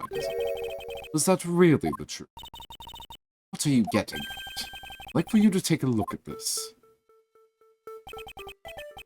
There's blood on the blade, and yet there's not a speck of blood on the handle. This signifies that at the time of the crime, a different handle was attached to this blade. The knife that Kay was holding had its handle switched, and was, in fact, not the real murder weapon. It wasn't the real murder weapon? This knife can be taken apart. Shall we give it a go? Observe as I put on a show. Aha! As you can see, the Babyliss knife has now been disassembled into two parts. They must have pulled the murder weapon out of the victim's body. Proceed to swap the knife's original handle with this butterfly one. Is to create the illusion that Mr. Cochin was killed with a butterfly-themed knife. Should clear up any and all suspicion surrounding Kay. I feel like that could have been a lot easier if that had, like, been its own individual piece of evidence earlier, but okay. The argument isn't airtight yet.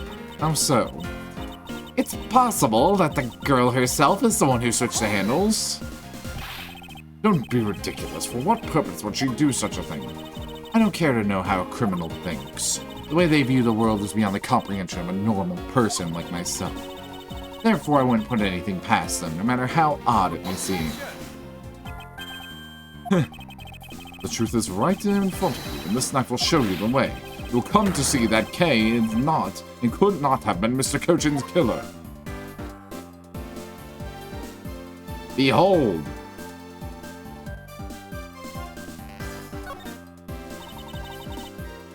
What is that mark on here? A mark of a flower. I assume you know what this means. No, not really. Butterflies rest on flowers all the time to drink their sweet nectar. So they do. However, would this butterfly really drink the nectar of this flower? The answer is clearly not a chance. And to prove the relationship between the butterfly and the flower with this. Right? Yeah. Glad to know there was actually a second page to that. that was me bullshitting. You can't be serious. It appears that you've made the connection. The flower on the blade is designed after a certain country's national symbol. That's right, the Kingdom of Alabast. In other words, this blade is from one of Alabast's ornamental knives. Huh? This part of the knife handle has Babal's international symbol of the butterfly on it. Therefore is undeniably Babyliss in origin. But as we both know, you can't just kill someone with a knife handle. Incidentally, when exactly did the murder occur again, Agent Sheena? After the fire had broken out. That's right. Kay entered the Babyliss embassy after the fire had taken place. Furthermore, she had not been to the Alabastan side of the building before.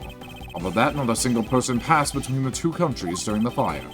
that Kay could not have transported an Alabastrian object over here. It makes it impossible for her to be the true killer. Still love that pursuit theme so much. I know, Investigations 2 is, like, better as a song, but, like, this fits Edgeworth better. So, in a way, I like it better.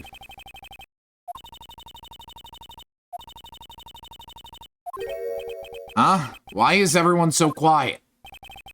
Happy we got this far and cleared Kay's name. What worries me now is what will happen next. What is the meaning of this? An Alabastrian knife? Here! Do you mean, how did it find its way to the Republic of Babel? And just find its way over. Rather, we should focus on how it was smuggled over. You know what? My brain hurts thinking about it while we're just standing around. Meanwhile, you're on the run? Now that's the way a real great thief operates. Okay. Oh, thanks a bunch, Edgeworth, for proving me innocent, I mean. You believed in me the whole time, right? Tell me you did. Not really, but... Come on, you don't have to be shy about it. Your argument is still not airtight. Would you care to elaborate?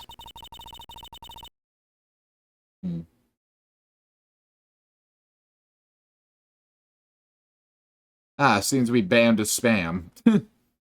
Thank you, Sarybot. Love you. I forgive you for being late to... I forget you for being late to me starting stream earlier. Wow. Understand now that the girl didn't commit the murder. However, there's still the possibility that she is the Yatagarasu. And again, look, how many times do I have to explain to you? I am the real Yatagarasu. I'm not like that fake one that goes around setting fires, okay? Whether you're the real deal or a fake, it doesn't really matter. All I have to say is this. I have my suspicions that this girl is the one who started the fire.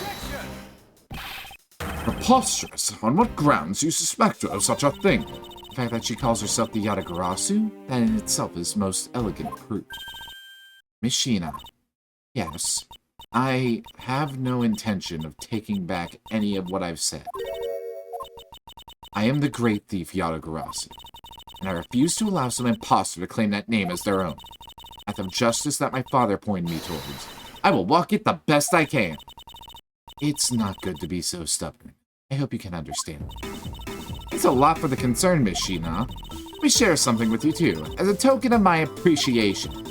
Those sunglasses totally do nothing for you, so I'll steal them from you next time, okay? What? She does look better without them, I will be honest. Going to where? To the Kingdom of Alabast. If we don't go, we won't know for sure, right? I suppose not. We won't get anywhere simply by standing here thinking. To see where the Alabastian knife came, we'll have to pay the Alabastian embassy a visit. Let's go, Miles Edgeworth. As you are my subordinate, I will not tolerate you bringing the investigation to a halt. Understood.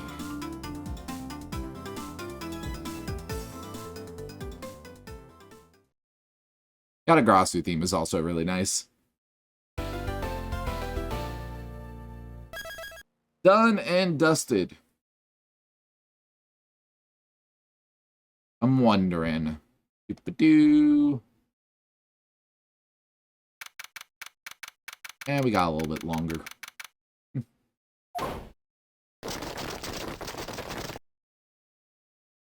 Oh, look, it's asshole. Count off.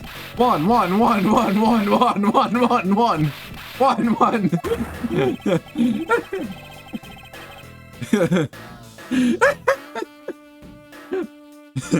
That was funny. Shifu, 99 callouts, so all 99 members are most likely here and accounted for, sir. Hey, you. Yeah, you, the second one from my right. Sir, yes, sir. Here, a birthday present for you. What? Shifu, I didn't know that you knew all our birthdays. What a kind heart you have. Shifu, you are more of a man than we'll ever be, sir. I'm really sorry, but it's not my birthday. Fuck! Lang Zi says, a cub who disrespects others soon feels the disciplinary bite of an elder. That present isn't for you. It's for your younger brother's wife's younger brother. Tell him I said hi and happy birthday, won't you? Yes, sir. Shifu, I can't believe you remember that much about each of us. Shifu, I'm so moved that I can't stop crying. That's funny. Should probably leave them to their alone time. Alright, meeting's over. Everyone, head for your posts. Dismissed. Sir!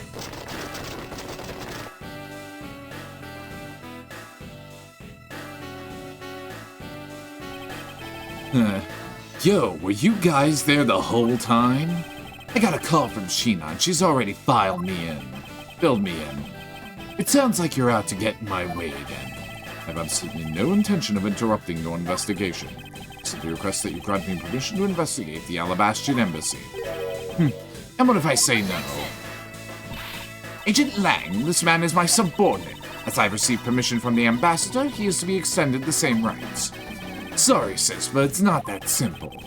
Alabasta has the strictest immigration regulations in the world, or didn't you know?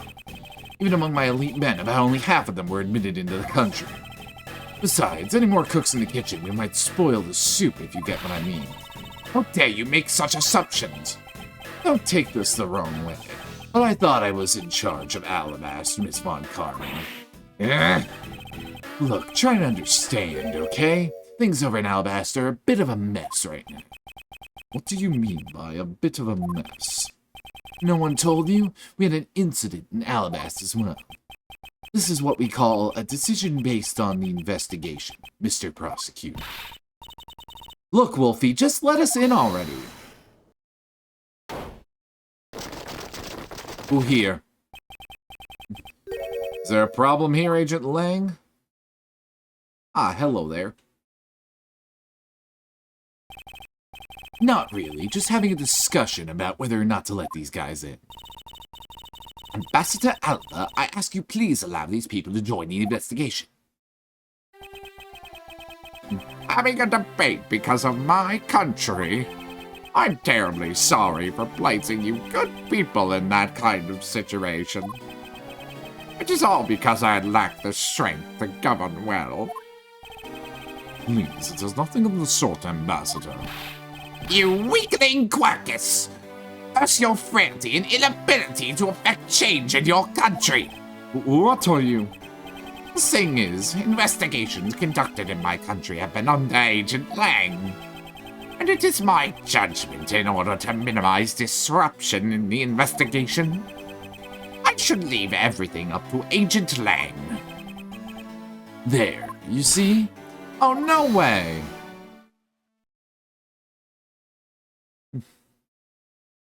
Fight, fight, fight, fight, fight, fight, fight, fight! Ambassador Alba, I ask you to please reconsider laying them in the Alabast. What's that? My very own secretary has been murdered in the Babalese embassy. And he was apparently caught up in some very shady dealings completely unbeknownst to me. So I ask for your cooperation in our investigation, see? These aren't much, but I hope they can cover your travel expenses to Babel someday. Alright, I get it. Even if you beg Ambassador Alba, I still have to give the final okay anyway. Alright, you hear that, Mr. Edgeworth? We're in! Not so fast, my little crow girl. We're still witnessing the Babel murder, so I'd like you to please stay in the Republic of Babel. Detective Gumshoe, please take good care of Kay for me. Yes, sir! Sounds good to me. The fewer troublemakers, the better. Dot, dot, dot. Rasp! Rasp!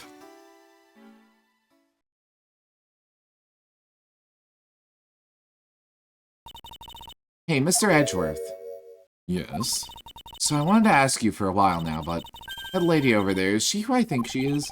Oh, that's right. I didn't introduce the two of you yet. Franziska von Karma, the prosecutorial prodigy. It's nice to see you again.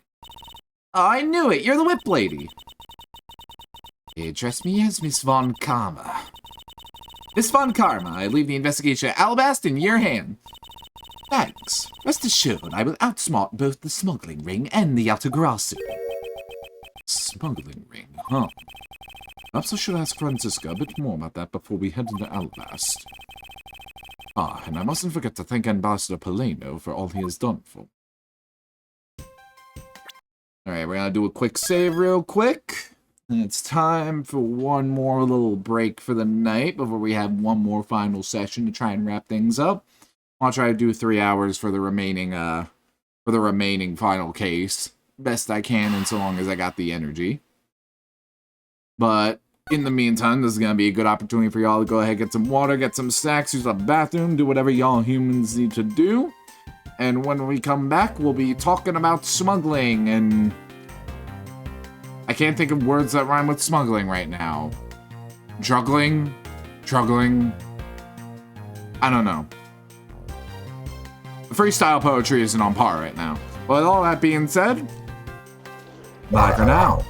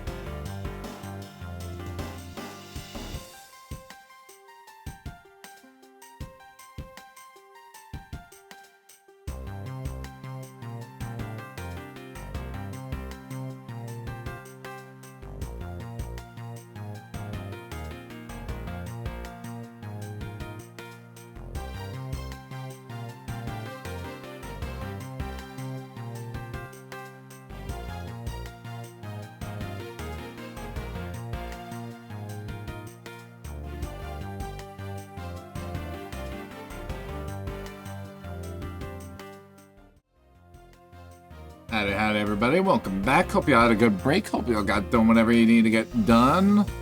Let's talk to, if the thing will work. There we go. Let's talk to Franny. Let's talk to Auntie Karma. You made so much progress in your investigation in such a short period of time. It's truly amazing. Agent Hicks, whose help I had requested, was cut down before he completed his task. There's no more room for further failure in my imperfect investigation. In spite of that, I believe you were able to obtain some insight into the ring, correct? It was nothing. I simply made some deductions based on the smuggled item I was following. You mean the Babalese ink? Why are there restrictions on the export of Babalese ink to begin with? Classified Interpol info. Franziska, as your subordinate, I'm part of your investigation.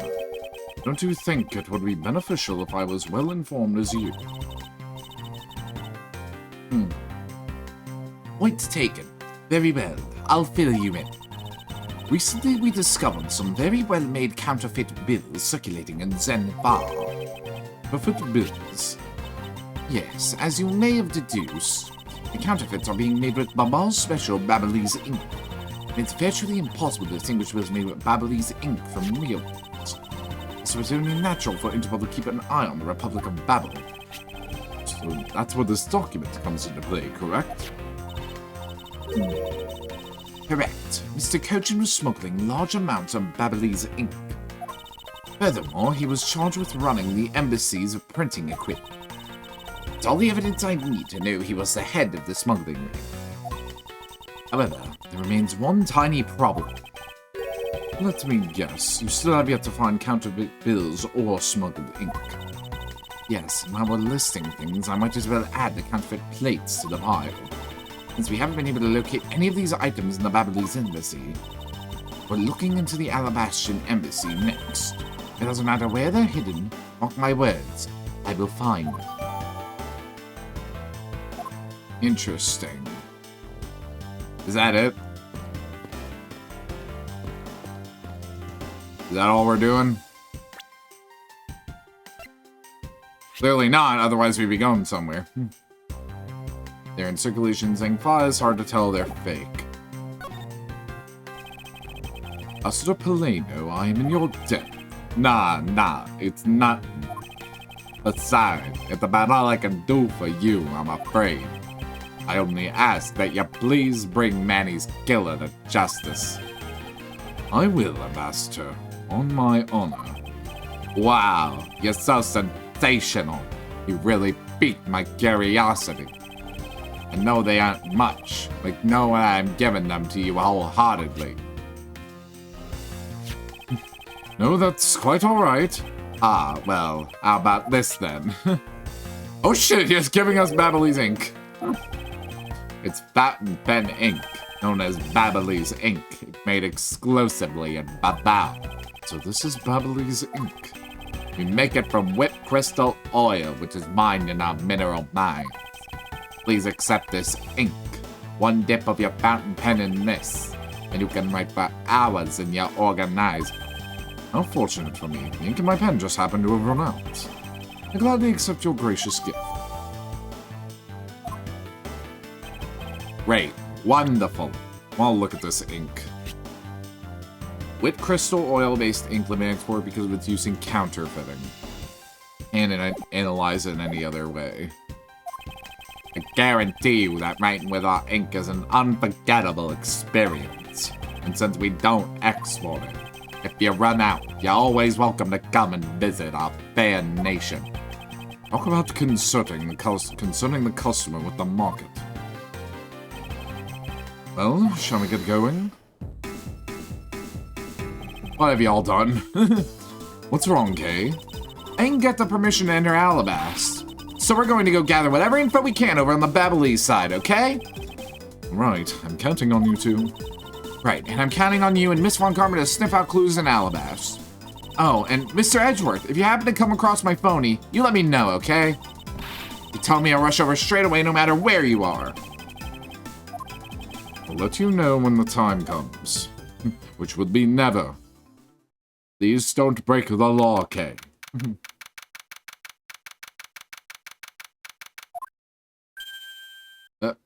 There's a statue.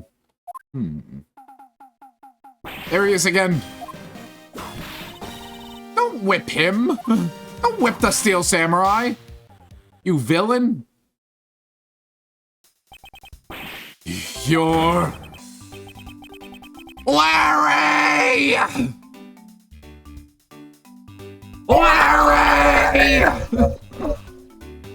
This motherfucker always finds a way back! And you know what? I'm always happy to see him. Edgy. Oh, thank the heavens you're here, bro. I'm in a really, really big pickle, your lordship. The raven. It appeared. Poof! And then disappeared. Swoosh! And though I am the Steel Samurai, my sword, it... I'm so confused. I don't know what anything means anymore, man. Who is this fruitcake? Franny, you don't gotta do him like that. You don't gotta do Larry like that. Immediately see... Is that word being used how I think it is? Is that word being used how I think it is? Fruit cake insult. I'm pretty sure. Used to describe someone who's considered strange, crazy, or eccentric. Ah. That's really funny. I love that line. Hold on, low key. I wanna save this as a screenshot. I wanna use this someday. I don't know what day I'll use it. I don't know when it will happen, but I want to use it one day. That's going in reaction images. Who is this fruitcake?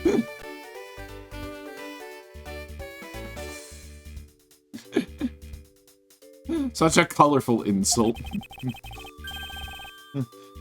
I'm Larry of the House of Butts, married man of Neo Tokyo, milady. Now I remember, this person is one of your friends, isn't he, Miles? Yes, frighteningly enough, he is. Hey, what's up with that answer?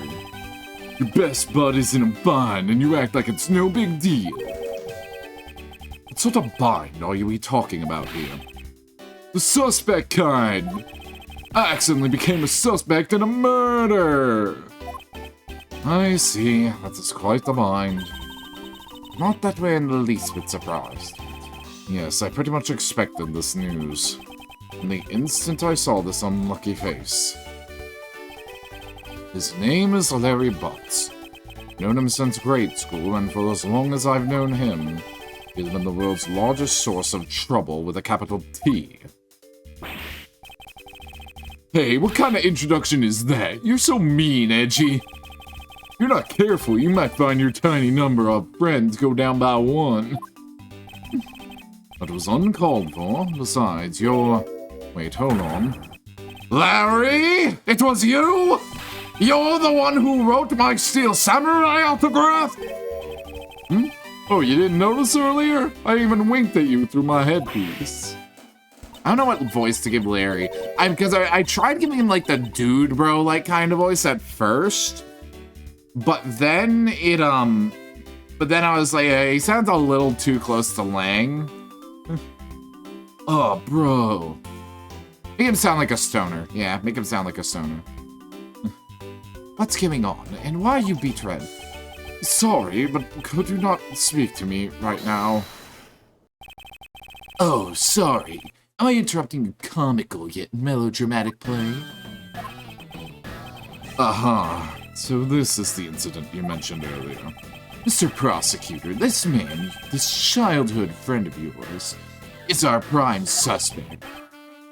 Of what, you ask? Of the murder of a man who had snuck into this embassy. Mask de Mask 2, the second.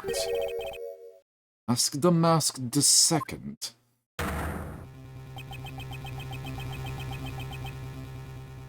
This is a hell of a crossover episode. Only Larry could get himself into yet another mess as fine as this. No matter what the facts seem to say, Larry is not the type to commit murder. Still, it's a rather daunting stroke of misfortune I've struck. I have to prove that Larry Butts is innocent of all wrongdoing. Shifu, we've identified the victim. Good work. I'll take that report now. Agent Lang, would you mind if I took a peek at it as well? What did I tell you earlier, Mr. Prosecutor? Don't get in my way. There's only enough flesh here to feed one wolf, and that is me. So no, you may not take a peek. But Agent Lang... Yeah, boy! He's back, baby! Let's go! My boy, Bad! He's back, baby! Bad is back! Woohoo! I love being in Alabasta!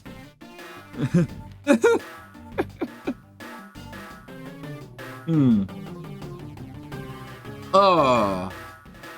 This is what we've been waiting for! This is what it's all about! Woohoo! Agent Lang. Will you allow investigators such as myself to take a look? Ah, yes, of course. You let the detective see the file. You're Detective Bad. You're prosecutor, Mr. Edgeworth, right? Fancy meeting you here, Detective. You weren't expecting me. Ever since that day 7 years ago, I've chased after the Yatagarasu, non-stop. I even pressured Interpol into keeping me in the loop, in case a card was ever found. What incredible dedication to the case. Detective Bad knows the Yatagarasu's M.O. very well. His passion for the chase hasn't died down in these 7 young years. It's something I can respect. But Detective Bad, I must ask, are you going to make an ally out of this prosecutor? My only goal is to arrest the Yatagarasu. If he can get to the bottom of this case, then I'm willing to share info with him. I'm in your debt, Detective Bad. That's our boy, that's our boy, that's Bad, that's Bad right there, that's our boy! That's our man right there! You may not like it, but this is what peak male performance looks like! Become Bad. Not like the adjective bad, like become like Bad, become like the guy. Him. Become a DILF. I'm so happy to see Bad again. I thought he was just gonna vanish. Well, the murder of Damask II would be willing to fill me in on a few of the details. When the Yatagarasu showed up, Agent Lang and I took ourselves off guard duty and put ourselves in charge of detecting things at this crime scene. Taking advantage of the chaos, Damask II, he broke into this embassy. Probably to steal some treasure or another. I suppose he lost his life when he was forced to fight someone else in this room. Why exactly was that man placed under arrest, Detective? That samurai? He's born looking suspicious, but not for the reasons you suspect, I assure you. You can plainly see he is completely harmless. Well, it was just a random guess. It's not like he's actually under arrest. Tonight, here at the Alabastion Embassy, Ambassador Alba was to give a commemorative speech. And that's when the Yatagarasu showed. But keep in mind, the Yatagarasu isn't who I'm talking about right now. Those seats for the guests who had been called to sit in them were empty. A no-show? Who was it that failed to take their seat?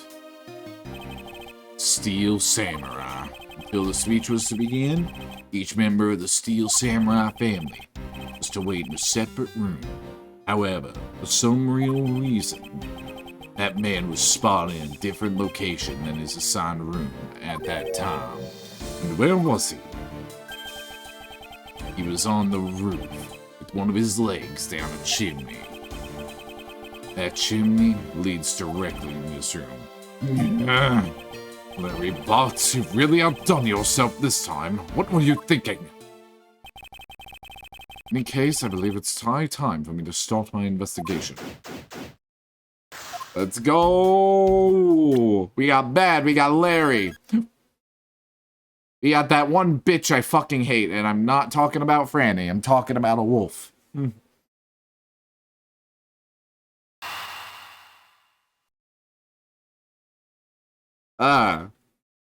Love it. Love it right now. Like, this case was getting a little boring for a bit. I'm not gonna lie. Definitely was a bit of a disappointment. Then Bad shows up and, like, just everything's cooler.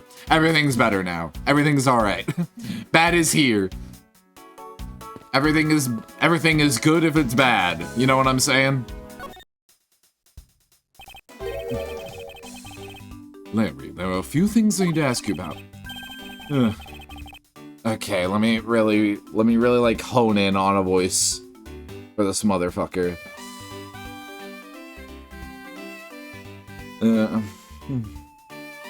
Hey, how about that? I got a few things, man. It's just so, it's so close to Lang. It's like adjacent to Lang. I don't want it to be adjacent to Lang. Hey, how about the... No. Too stupid. Not dude bro enough. I will fucking give this man a solid voice if it kills me.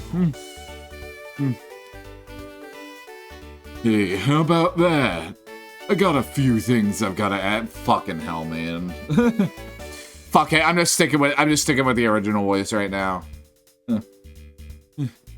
Hey, how about that? I got a few things I gotta ask you about too, bro. What is it? It's like both you and him. How is it the two of you always manage to have some cute or hot girl by your side? And Francie, what about that promise you made to me? Promise? What promise? The one where you said you would model for my next book, Francie's Whippity Whip Trip. Yeah, I made no such promise. Since grade school, we've had a certain saying about Larry. If something smells, it's usually the bots. Needs to look no further than this man to find the king of troublemakers. As I recall, aren't you calling yourself Loris Dunim now? That's Dawnim. That's Dawnim. Loris Dawnim. Get that straight through your head, Edgy. Ow, ow, ow, ow, ow! Now I remember, you're a rude, pale imitation of a real artist. No, no, no, you got it all wrong. I gave up on that whole Loris business. Besides, when Bojolina left me, and my heart in pieces, that's when Mindy walked into my life. She's been so good to me that I wanted to help her in some way. And I figured I could through this steel samurai outfit. Your inane blathering makes less and less sense each time we meet. Ugh, that noise. I believe he's saying that he picked up his part-time job as a steel samurai so that he may attempt to capture the heart of the actress who plays the Pink Princess. You got it. I knew you'd know what I meant, Edgy. Not really, it's not so much as I understood. A simple deduction based on your usual modus operandi, Larry. Larry, I'd like you to confess right now to everything you did tonight. Confess? Hey, don't tell me you suspect me too, dude. Nonsense. I don't believe you actually have the mental acuity needed to plan and execute a murder. We all talking about you here, so I find it hard to believe that nothing happened. Past experience has taught me that you are always at the center of some insane event. Edgy, how can you be so mean? Stabbing me with your words like that. Unfortunately, I don't have the time to search out a key to unlock your heart this time. So I suggest that you cooperate and tell me what you know. Okay, I get it. Just stop Francie from whipping me from behind. Or tell her to keep doing it. Either or. So, I guess you know what I did, right, Edgy? I can't even begin to imagine. However, I imagine that whatever you were up to is probably beyond my imagination. So you will tell me exactly what you did, Larry. Nope, not yet, Edgy. It'll take more than that to loosen my lips. A lot more! Confess. Now. Okay, well, I was up on the roof. Why exactly were you up there? Oh, you know, that wintry custom and the legendary hero. Legendary? Hero? Santa Claus. Santa Claus. I wanted to do that thing he does, so I climbed up to one of the chimneys. When I got there was smoke pouring out of the chimney. And, well, I couldn't go down the chimney with smoke coming up, right? So I gave up. Larry, you do realize that Santa Claus does not exist, right? Of course I know. I did graduate from junior high, you know. And you should also understand this. If Santa was real, he would be the biggest unlawful trespasser in history. Oh, crud! It's your attempt to imitate Santa that has landed you as a prime suspect in this murder. Come on, man. What's so wrong with pretending to be Santa? Let's start with the fact that I will be the idea. Let's start with the fact that it will be the Ides of March in a matter of hours.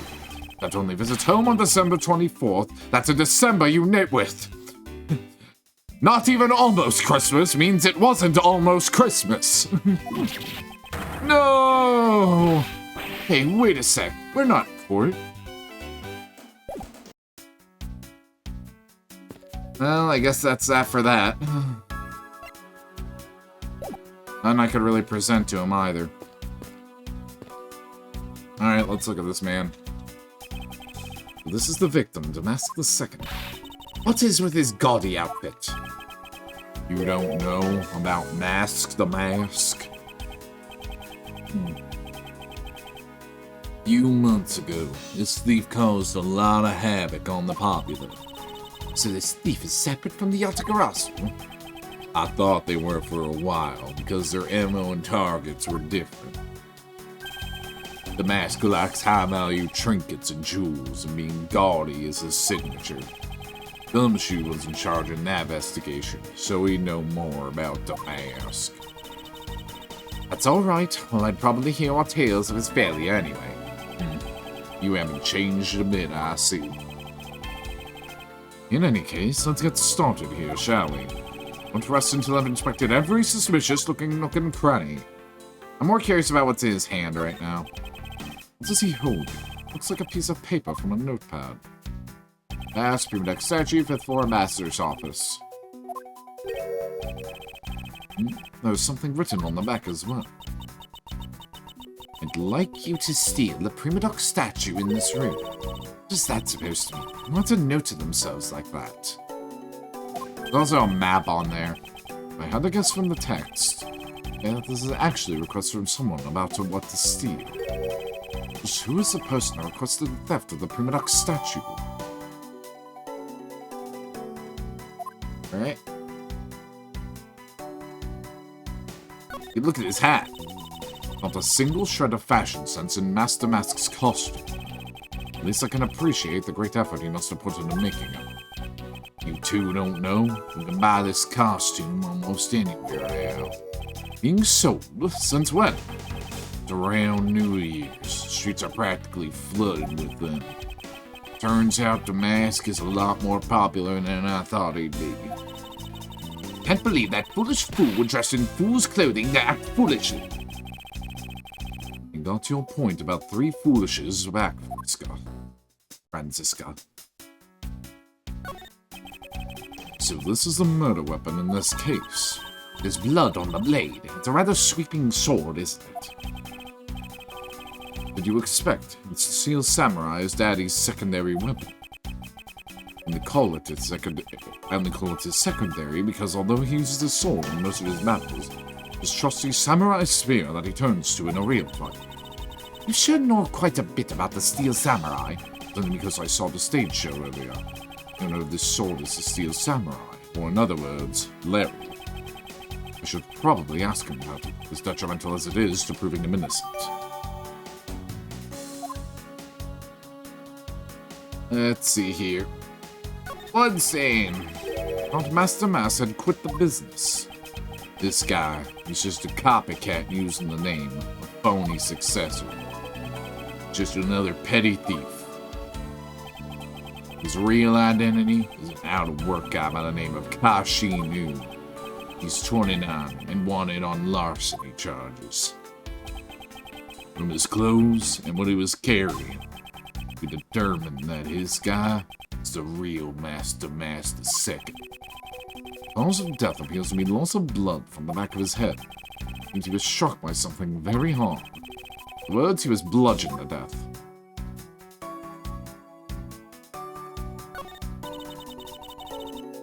And we're back on his costume.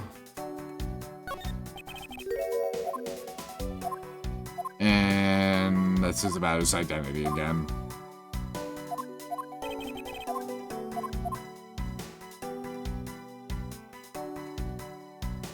And I examine his little thingy. Suppose this was a wrapping cloth Master Mass used to carry his stolen goods. There's nothing wrapped in it now. I guess he never did manage to get his hand on whatever he was out to steal. I think that's it for right there.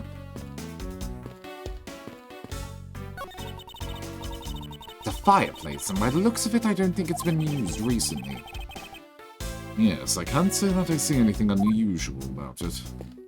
Interesting, it wasn't used recently. The person shaking hands with the steel samurai in this picture is Ambassador Alba. It was taken just before the murder. Steel samurai must be very popular. They're even using the national treasure as a backdrop. I just don't understand.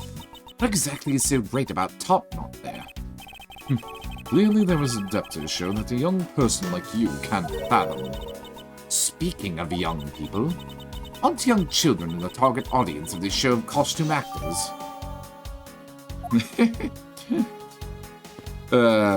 Brainy just doesn't get it.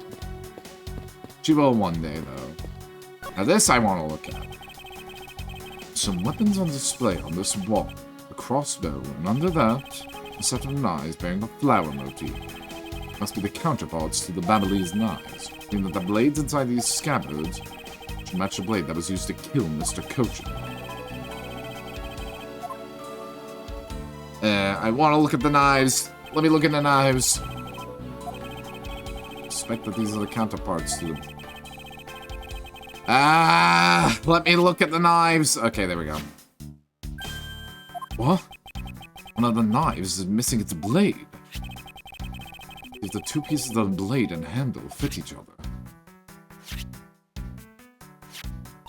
It would appear that they fit together quite well, almost seamlessly. This means that the alabaster knife did find its way into the ball. But how? I can deduce.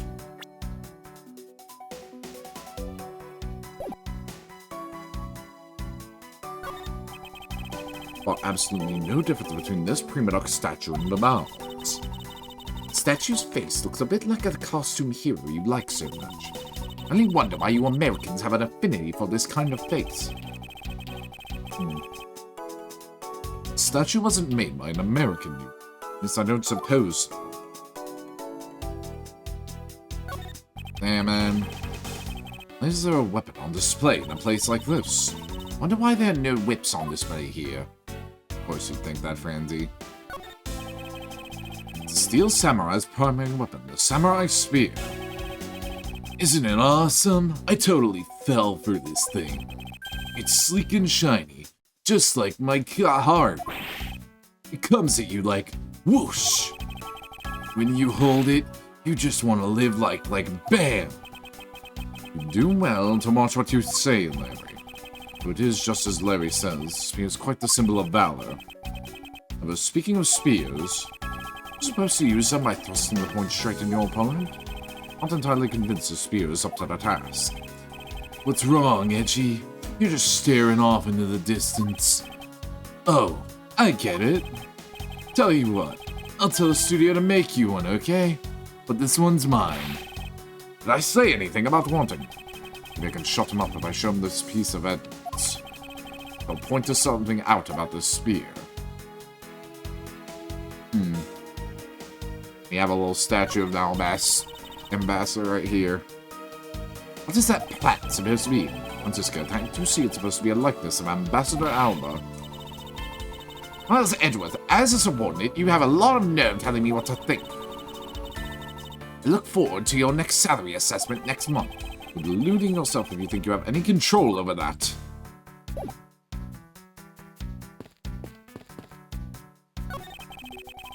Parts of the Babbly's butterfly is the Alabastrian flower. The butterfly and the flower, they're both lovely things. But can we interpret this to mean that the alabaster provides honey to Babel?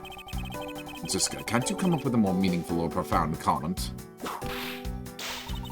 Very well then, let's hear what sort of profound comment you can come up with. Flowers cannot survive without the butterflies that spread their pollen. Butterflies cannot live without the nectar that the flower provides. Either one would disappear from the equation, neither would it survive. How is that, Miss Farncombo? Your explanation took so long that I nearly fell asleep. Well, let's continue the investigation. Francisco, why can't you just admit I had something there? I know Lang's going to be useless. The grandfather clock, just like this one early in the Babbly's embassy. No, symmetries are a fine thing, but their interior design really suffers for it. Really? I think this clock actually fits the decor of the room quite well. Suppose the wood does suit an all-natural atmosphere of this room. Its design and the material it's made of strikes a good balance with the plants. Hey, you too! Now's not the time to be talking about interior decorating, you know? Hurry up and save me, bro! Be quiet!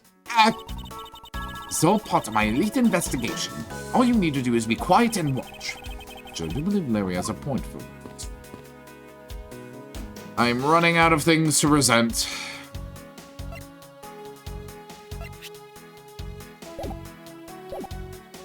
I guess present him the sword.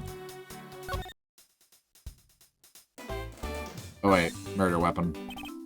Larry, about the samurai sword that was used as the murder weapon. Oh, that. Well, I shook hands with the ambassador in this room, you know? Yes, apparently you did. Well, I totally forgot about it and left it behind when I left afterwards. You want to talk about shock? I was the most shocked of all when I heard it killed someone. Shocked! Foolish fool looking especially foolish for foolishly stating such a foolish excuse. You forgot to take something that big with you. Who would believe such a tale? Sorry, Miss Fontacama, but I believe him. If anyone could forget something like that, it would be Larry. Edgy, you believe me? I just knew that our friendship is something special. Anyway, even if Larry had simply forgotten the sword and left it behind, that in no way clears his name. It means that I will have to prove his innocence from a different angle. So I guess I'm presenting the sword? Hey, that's an official steel samurai weapon. Huh? What? You want me to do it? Oh, you have no idea how many fans asked that of me. What are you prattling on about now? Steel samurai sushi slugs. How was that? Bet sent shivers up your spine. I let myself get caught up in being a spectator. How could I have failed myself? You're a fanboy, Edgy.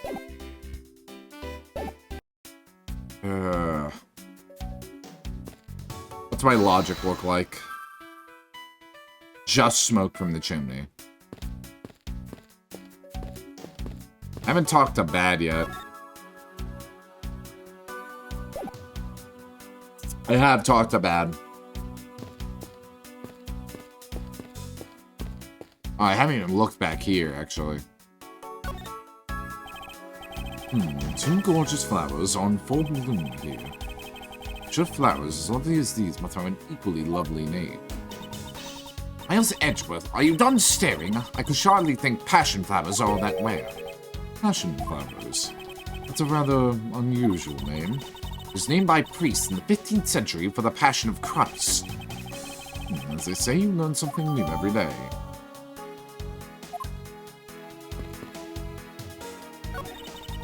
This must be Ambassador Alma's desk. His notebook is open on his desk. Must have been in the middle of some important work. Sapling growth log. It finally sprouted. Funny, it doesn't look like important work to me. We've got the passion flowers. I don't suppose Lang is going to be of any use. You did some investigating over in the Babalese embassy too, right? I did. Is there a problem? Langzi says, a wolf who aims to hunt for 2 rabbits at once. I believe the idiom you require is who runs after 2 hares will catch 9. A real wolf can catch both. I see. So what are you trying to say, seeing as how I am currently handling 2 cases? Suit yourself, but don't say I didn't warn you. So I have to present something to Larry. Let me examine these. It was the exact same statue sitting in the Babalese office we examined. The Primadoc statue, which was the national treasure of the Principality of Condopia. There's only one of these statues, meaning that one of the 2 is a replica. But both Alabast and Babal claim to have the real thing. An incredibly childish fight to have. Won't rest until I've inspected every nook and cranny. Examine? There's one of these on the Babalese side as well. Though it's very valuable and made of pure gold, the national treasure of Cadopia.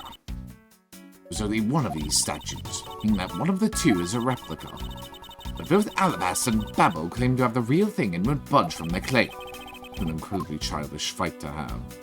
I can deduce here.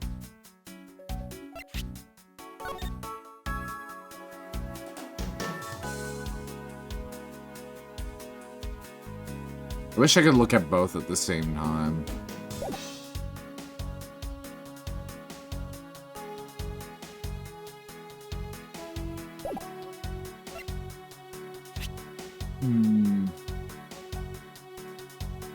Thinking and thinking.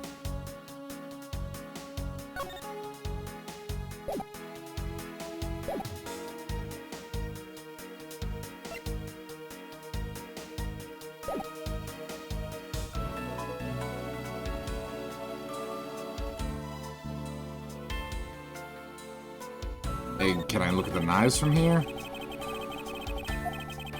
I can't see any of the details from this distance. They want me to present something to... They want me to present something to, That's why it was hard to see. I had to stream on 360p. No, I have to do that with Twitch these days, too. My internet's just not good enough, apparently, for me to run a good quality stream.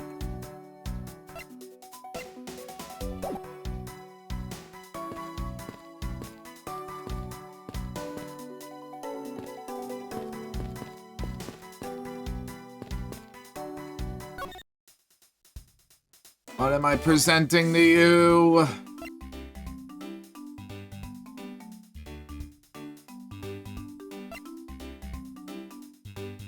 Yeah, we got everyone in this case. We really do. I'm all for it.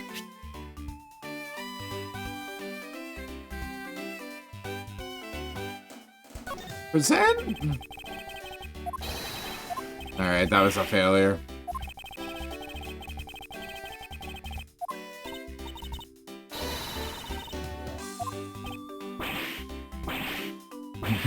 Whippity whip trip. Man, he's dead. Now, this is a trip I'm willing to endorse, especially if we can finally get some peace here. Yeah, but seriously, what the fuck am I supposed to present to him? I presented the sword. Will he have anything to say on the statue? No.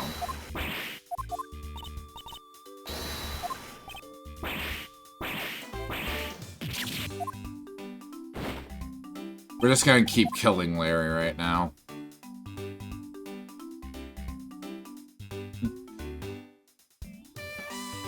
I don't know I was lurking. That's fine, CC. I always appreciate my lurkers. Got a lot of them last stream. Not sure how many we've had this stream. I'll find out after the fact. Fucking...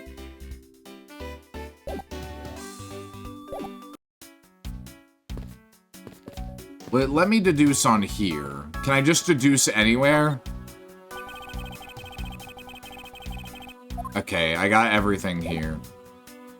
What the fuck am I deducing here? Wants me to deduce something, but what? Wait a minute. Hold the phone.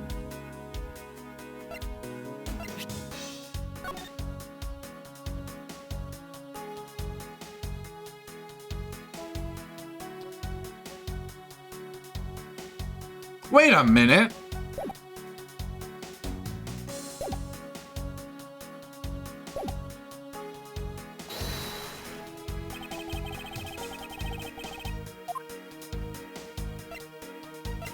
It's rotated. Eureka! Look at this photo and tell me what you find odd about this scene, Miss Von Karma. Apparent joy on the ambassador's face as he shakes that top-knot hand. It's not it. I was trying to point out that the statue in the photo is facing a different way. Right. The statue is a national treasure. Such only an ambassador or secretariat-level person is allowed to handle it. The statue is facing one way in this photo. Now it's facing a different direction in this preserved crime scene. If that someone touched the statue around the time of the crime. Alright, there's something.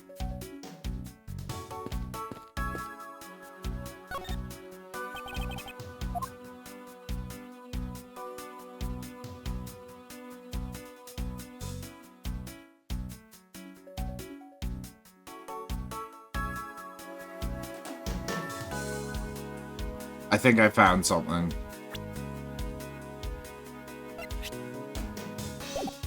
The spear is bent.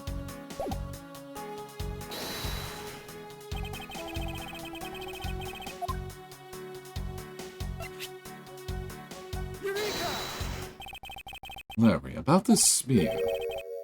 Oh, are you feeling it? Bam! I thought there was something strange about the spear.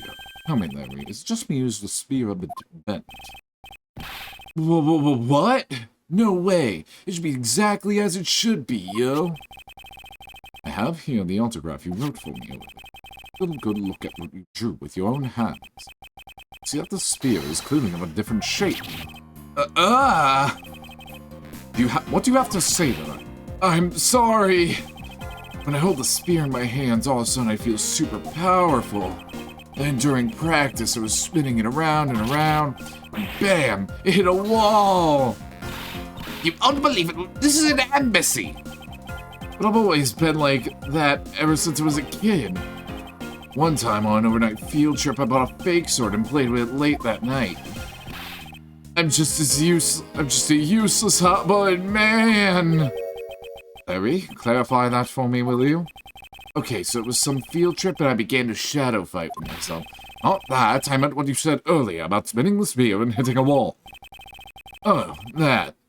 It's no biggie. It's not like I left a hole or anything. That's not why I'm asking, Larry. The samurai spear is made of metal. I doubt that a move as simple as spinning it around would cause it to bend. Man, Edgy, you're so naive. Where did that come from? Well, you keep calling it the samurai spear. But it's not real. You can't really fight someone with it. It's hollow on the inside.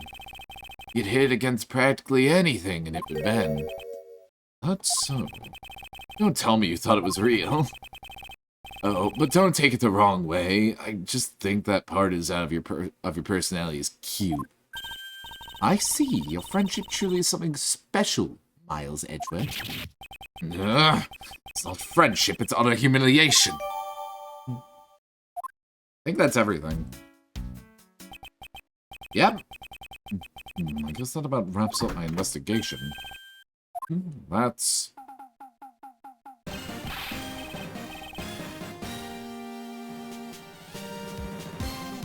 I'm afraid what's going to be inside there. Yo, Pink Princess! How are you feeling? Still feeling ill? Hide. I'm very scared. Yet another strange character comes out of the woodwork. So the Pink Princess also comes to pay the Alabastion Embassy a visit. I believe I may need to speak with her as well. Yeah, I think we have the same idea of who exactly is in here. I think we have the same idea of who could be in there.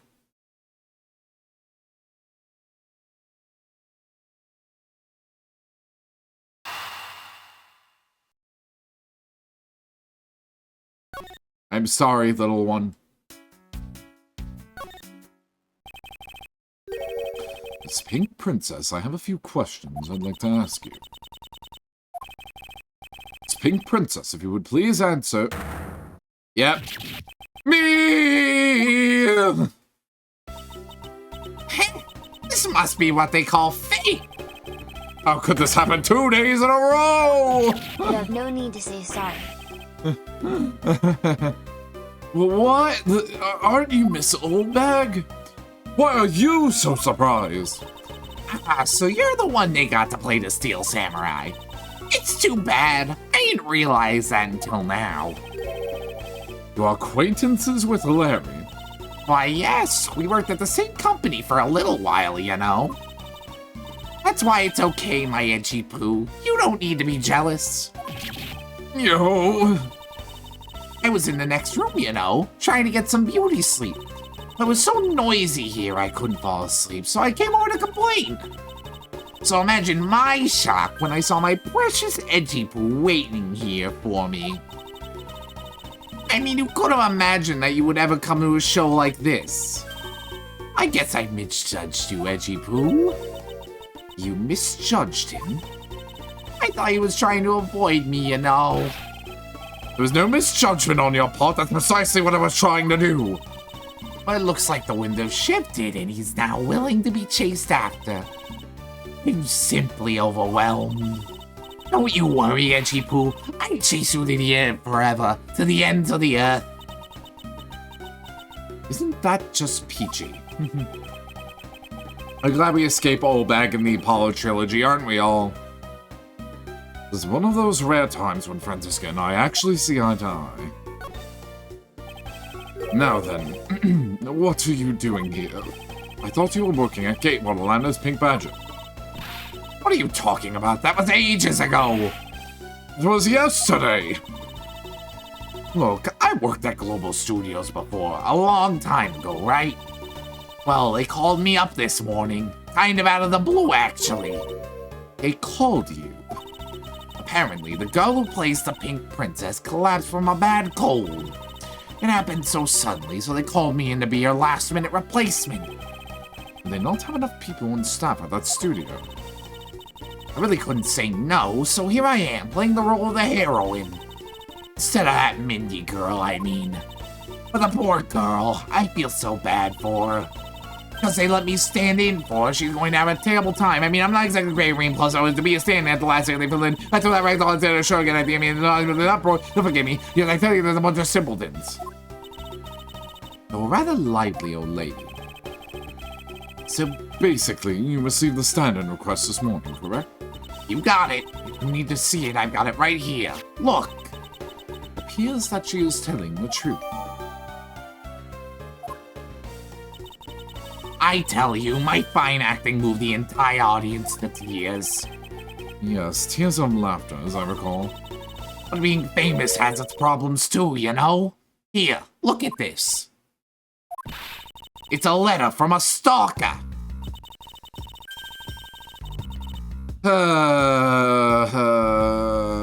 Larry. I was just taking my break when I found this stuck under the door to my room. Honestly, you really have to watch out for these kinds of things. Look at what it says. Wendy, I'll be descending on you from above tonight. Your loving night. How absolutely revolting. I mean, you'd think you could get my name right. There's no accent in my name. Hate this horrible handwriting. Have I seen this before? But now you're here, Edgy Poo. I feel 100% safe. Where do I factor into this? You'd bust that evil stalker man for my sake, wouldn't you, Edgy Poo? Well, if you allow me the liberty to handle this my own way. I'm glad you dispatched a detective to your house later. Oh, come on, Itchy Poo. Stop being so dismissive and playing hard to get.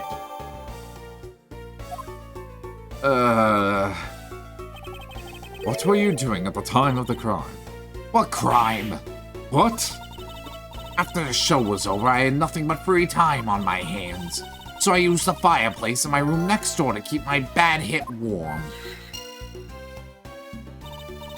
Well, a murder occurred in the room right next to yours. Is that right? Oh, Itchy Poo, I'm so scared. Hold me, caress me. If you could please not cling down to my personage. In any case, I take it that you failed to show up to Ambassador Alba's speech. Oh, that? No, I didn't go. I mean, I may have the heart of a young, tender maiden, but my body just refuses to cooperate at times. As soon as the show ended, my hips started acting up and got stiff. I couldn't move at all. You provide proof of your condition. Oh, you just go on ahead and act the doctors in the infirmary, and the ones who carried me from the theater all the way to this embassy. To admit, the thought of not being able to leave that room is rather pleasant. Prosecutor Von Karma, I brought the police dog as you requested. Is that fucking Missile? Is that Missile? My boy, my little boy Missile. He's such a good boy. Oh man, dude, literally look at the look at this scene, bro. Just veer off a little bit, get the mask in there. It's lovely.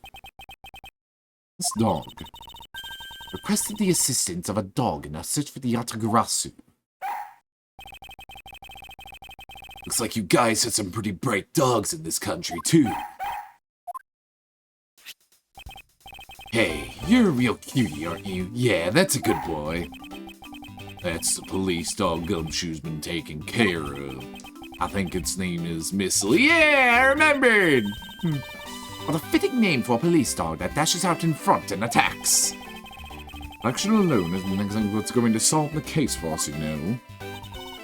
Now, Missile, I want you to find some clues. Go.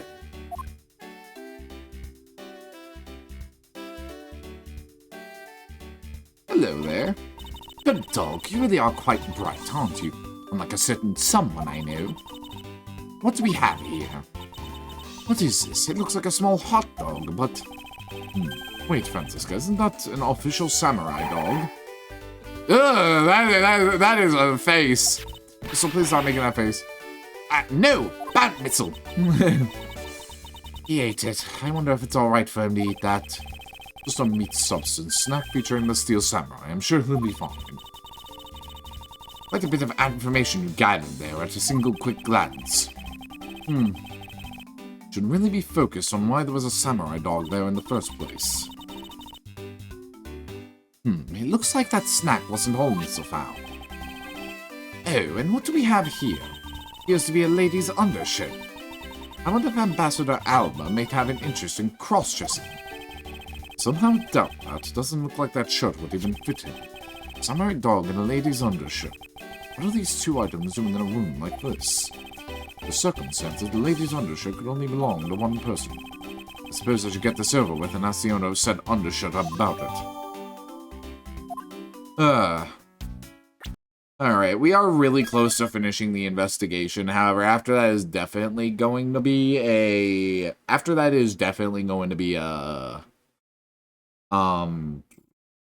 cross-examination, whatever the fuck it's called.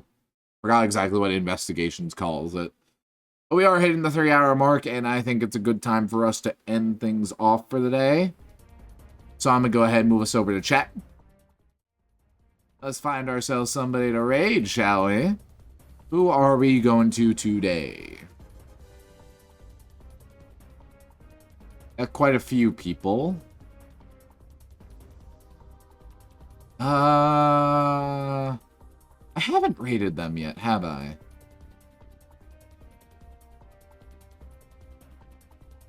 Yeah, no, I don't think I've raided them yet. Ooh, this game looks cool. Yeah, alright, we'll go ahead and make our way over there. I know where we going. I know where we dropping, boys. We're gonna go over and see TITS off. He's playing Wuthering Waves. It actually looks like a kind of cool game. He's a friend of mine and Mila's. So we all go ahead, go over, give him some love.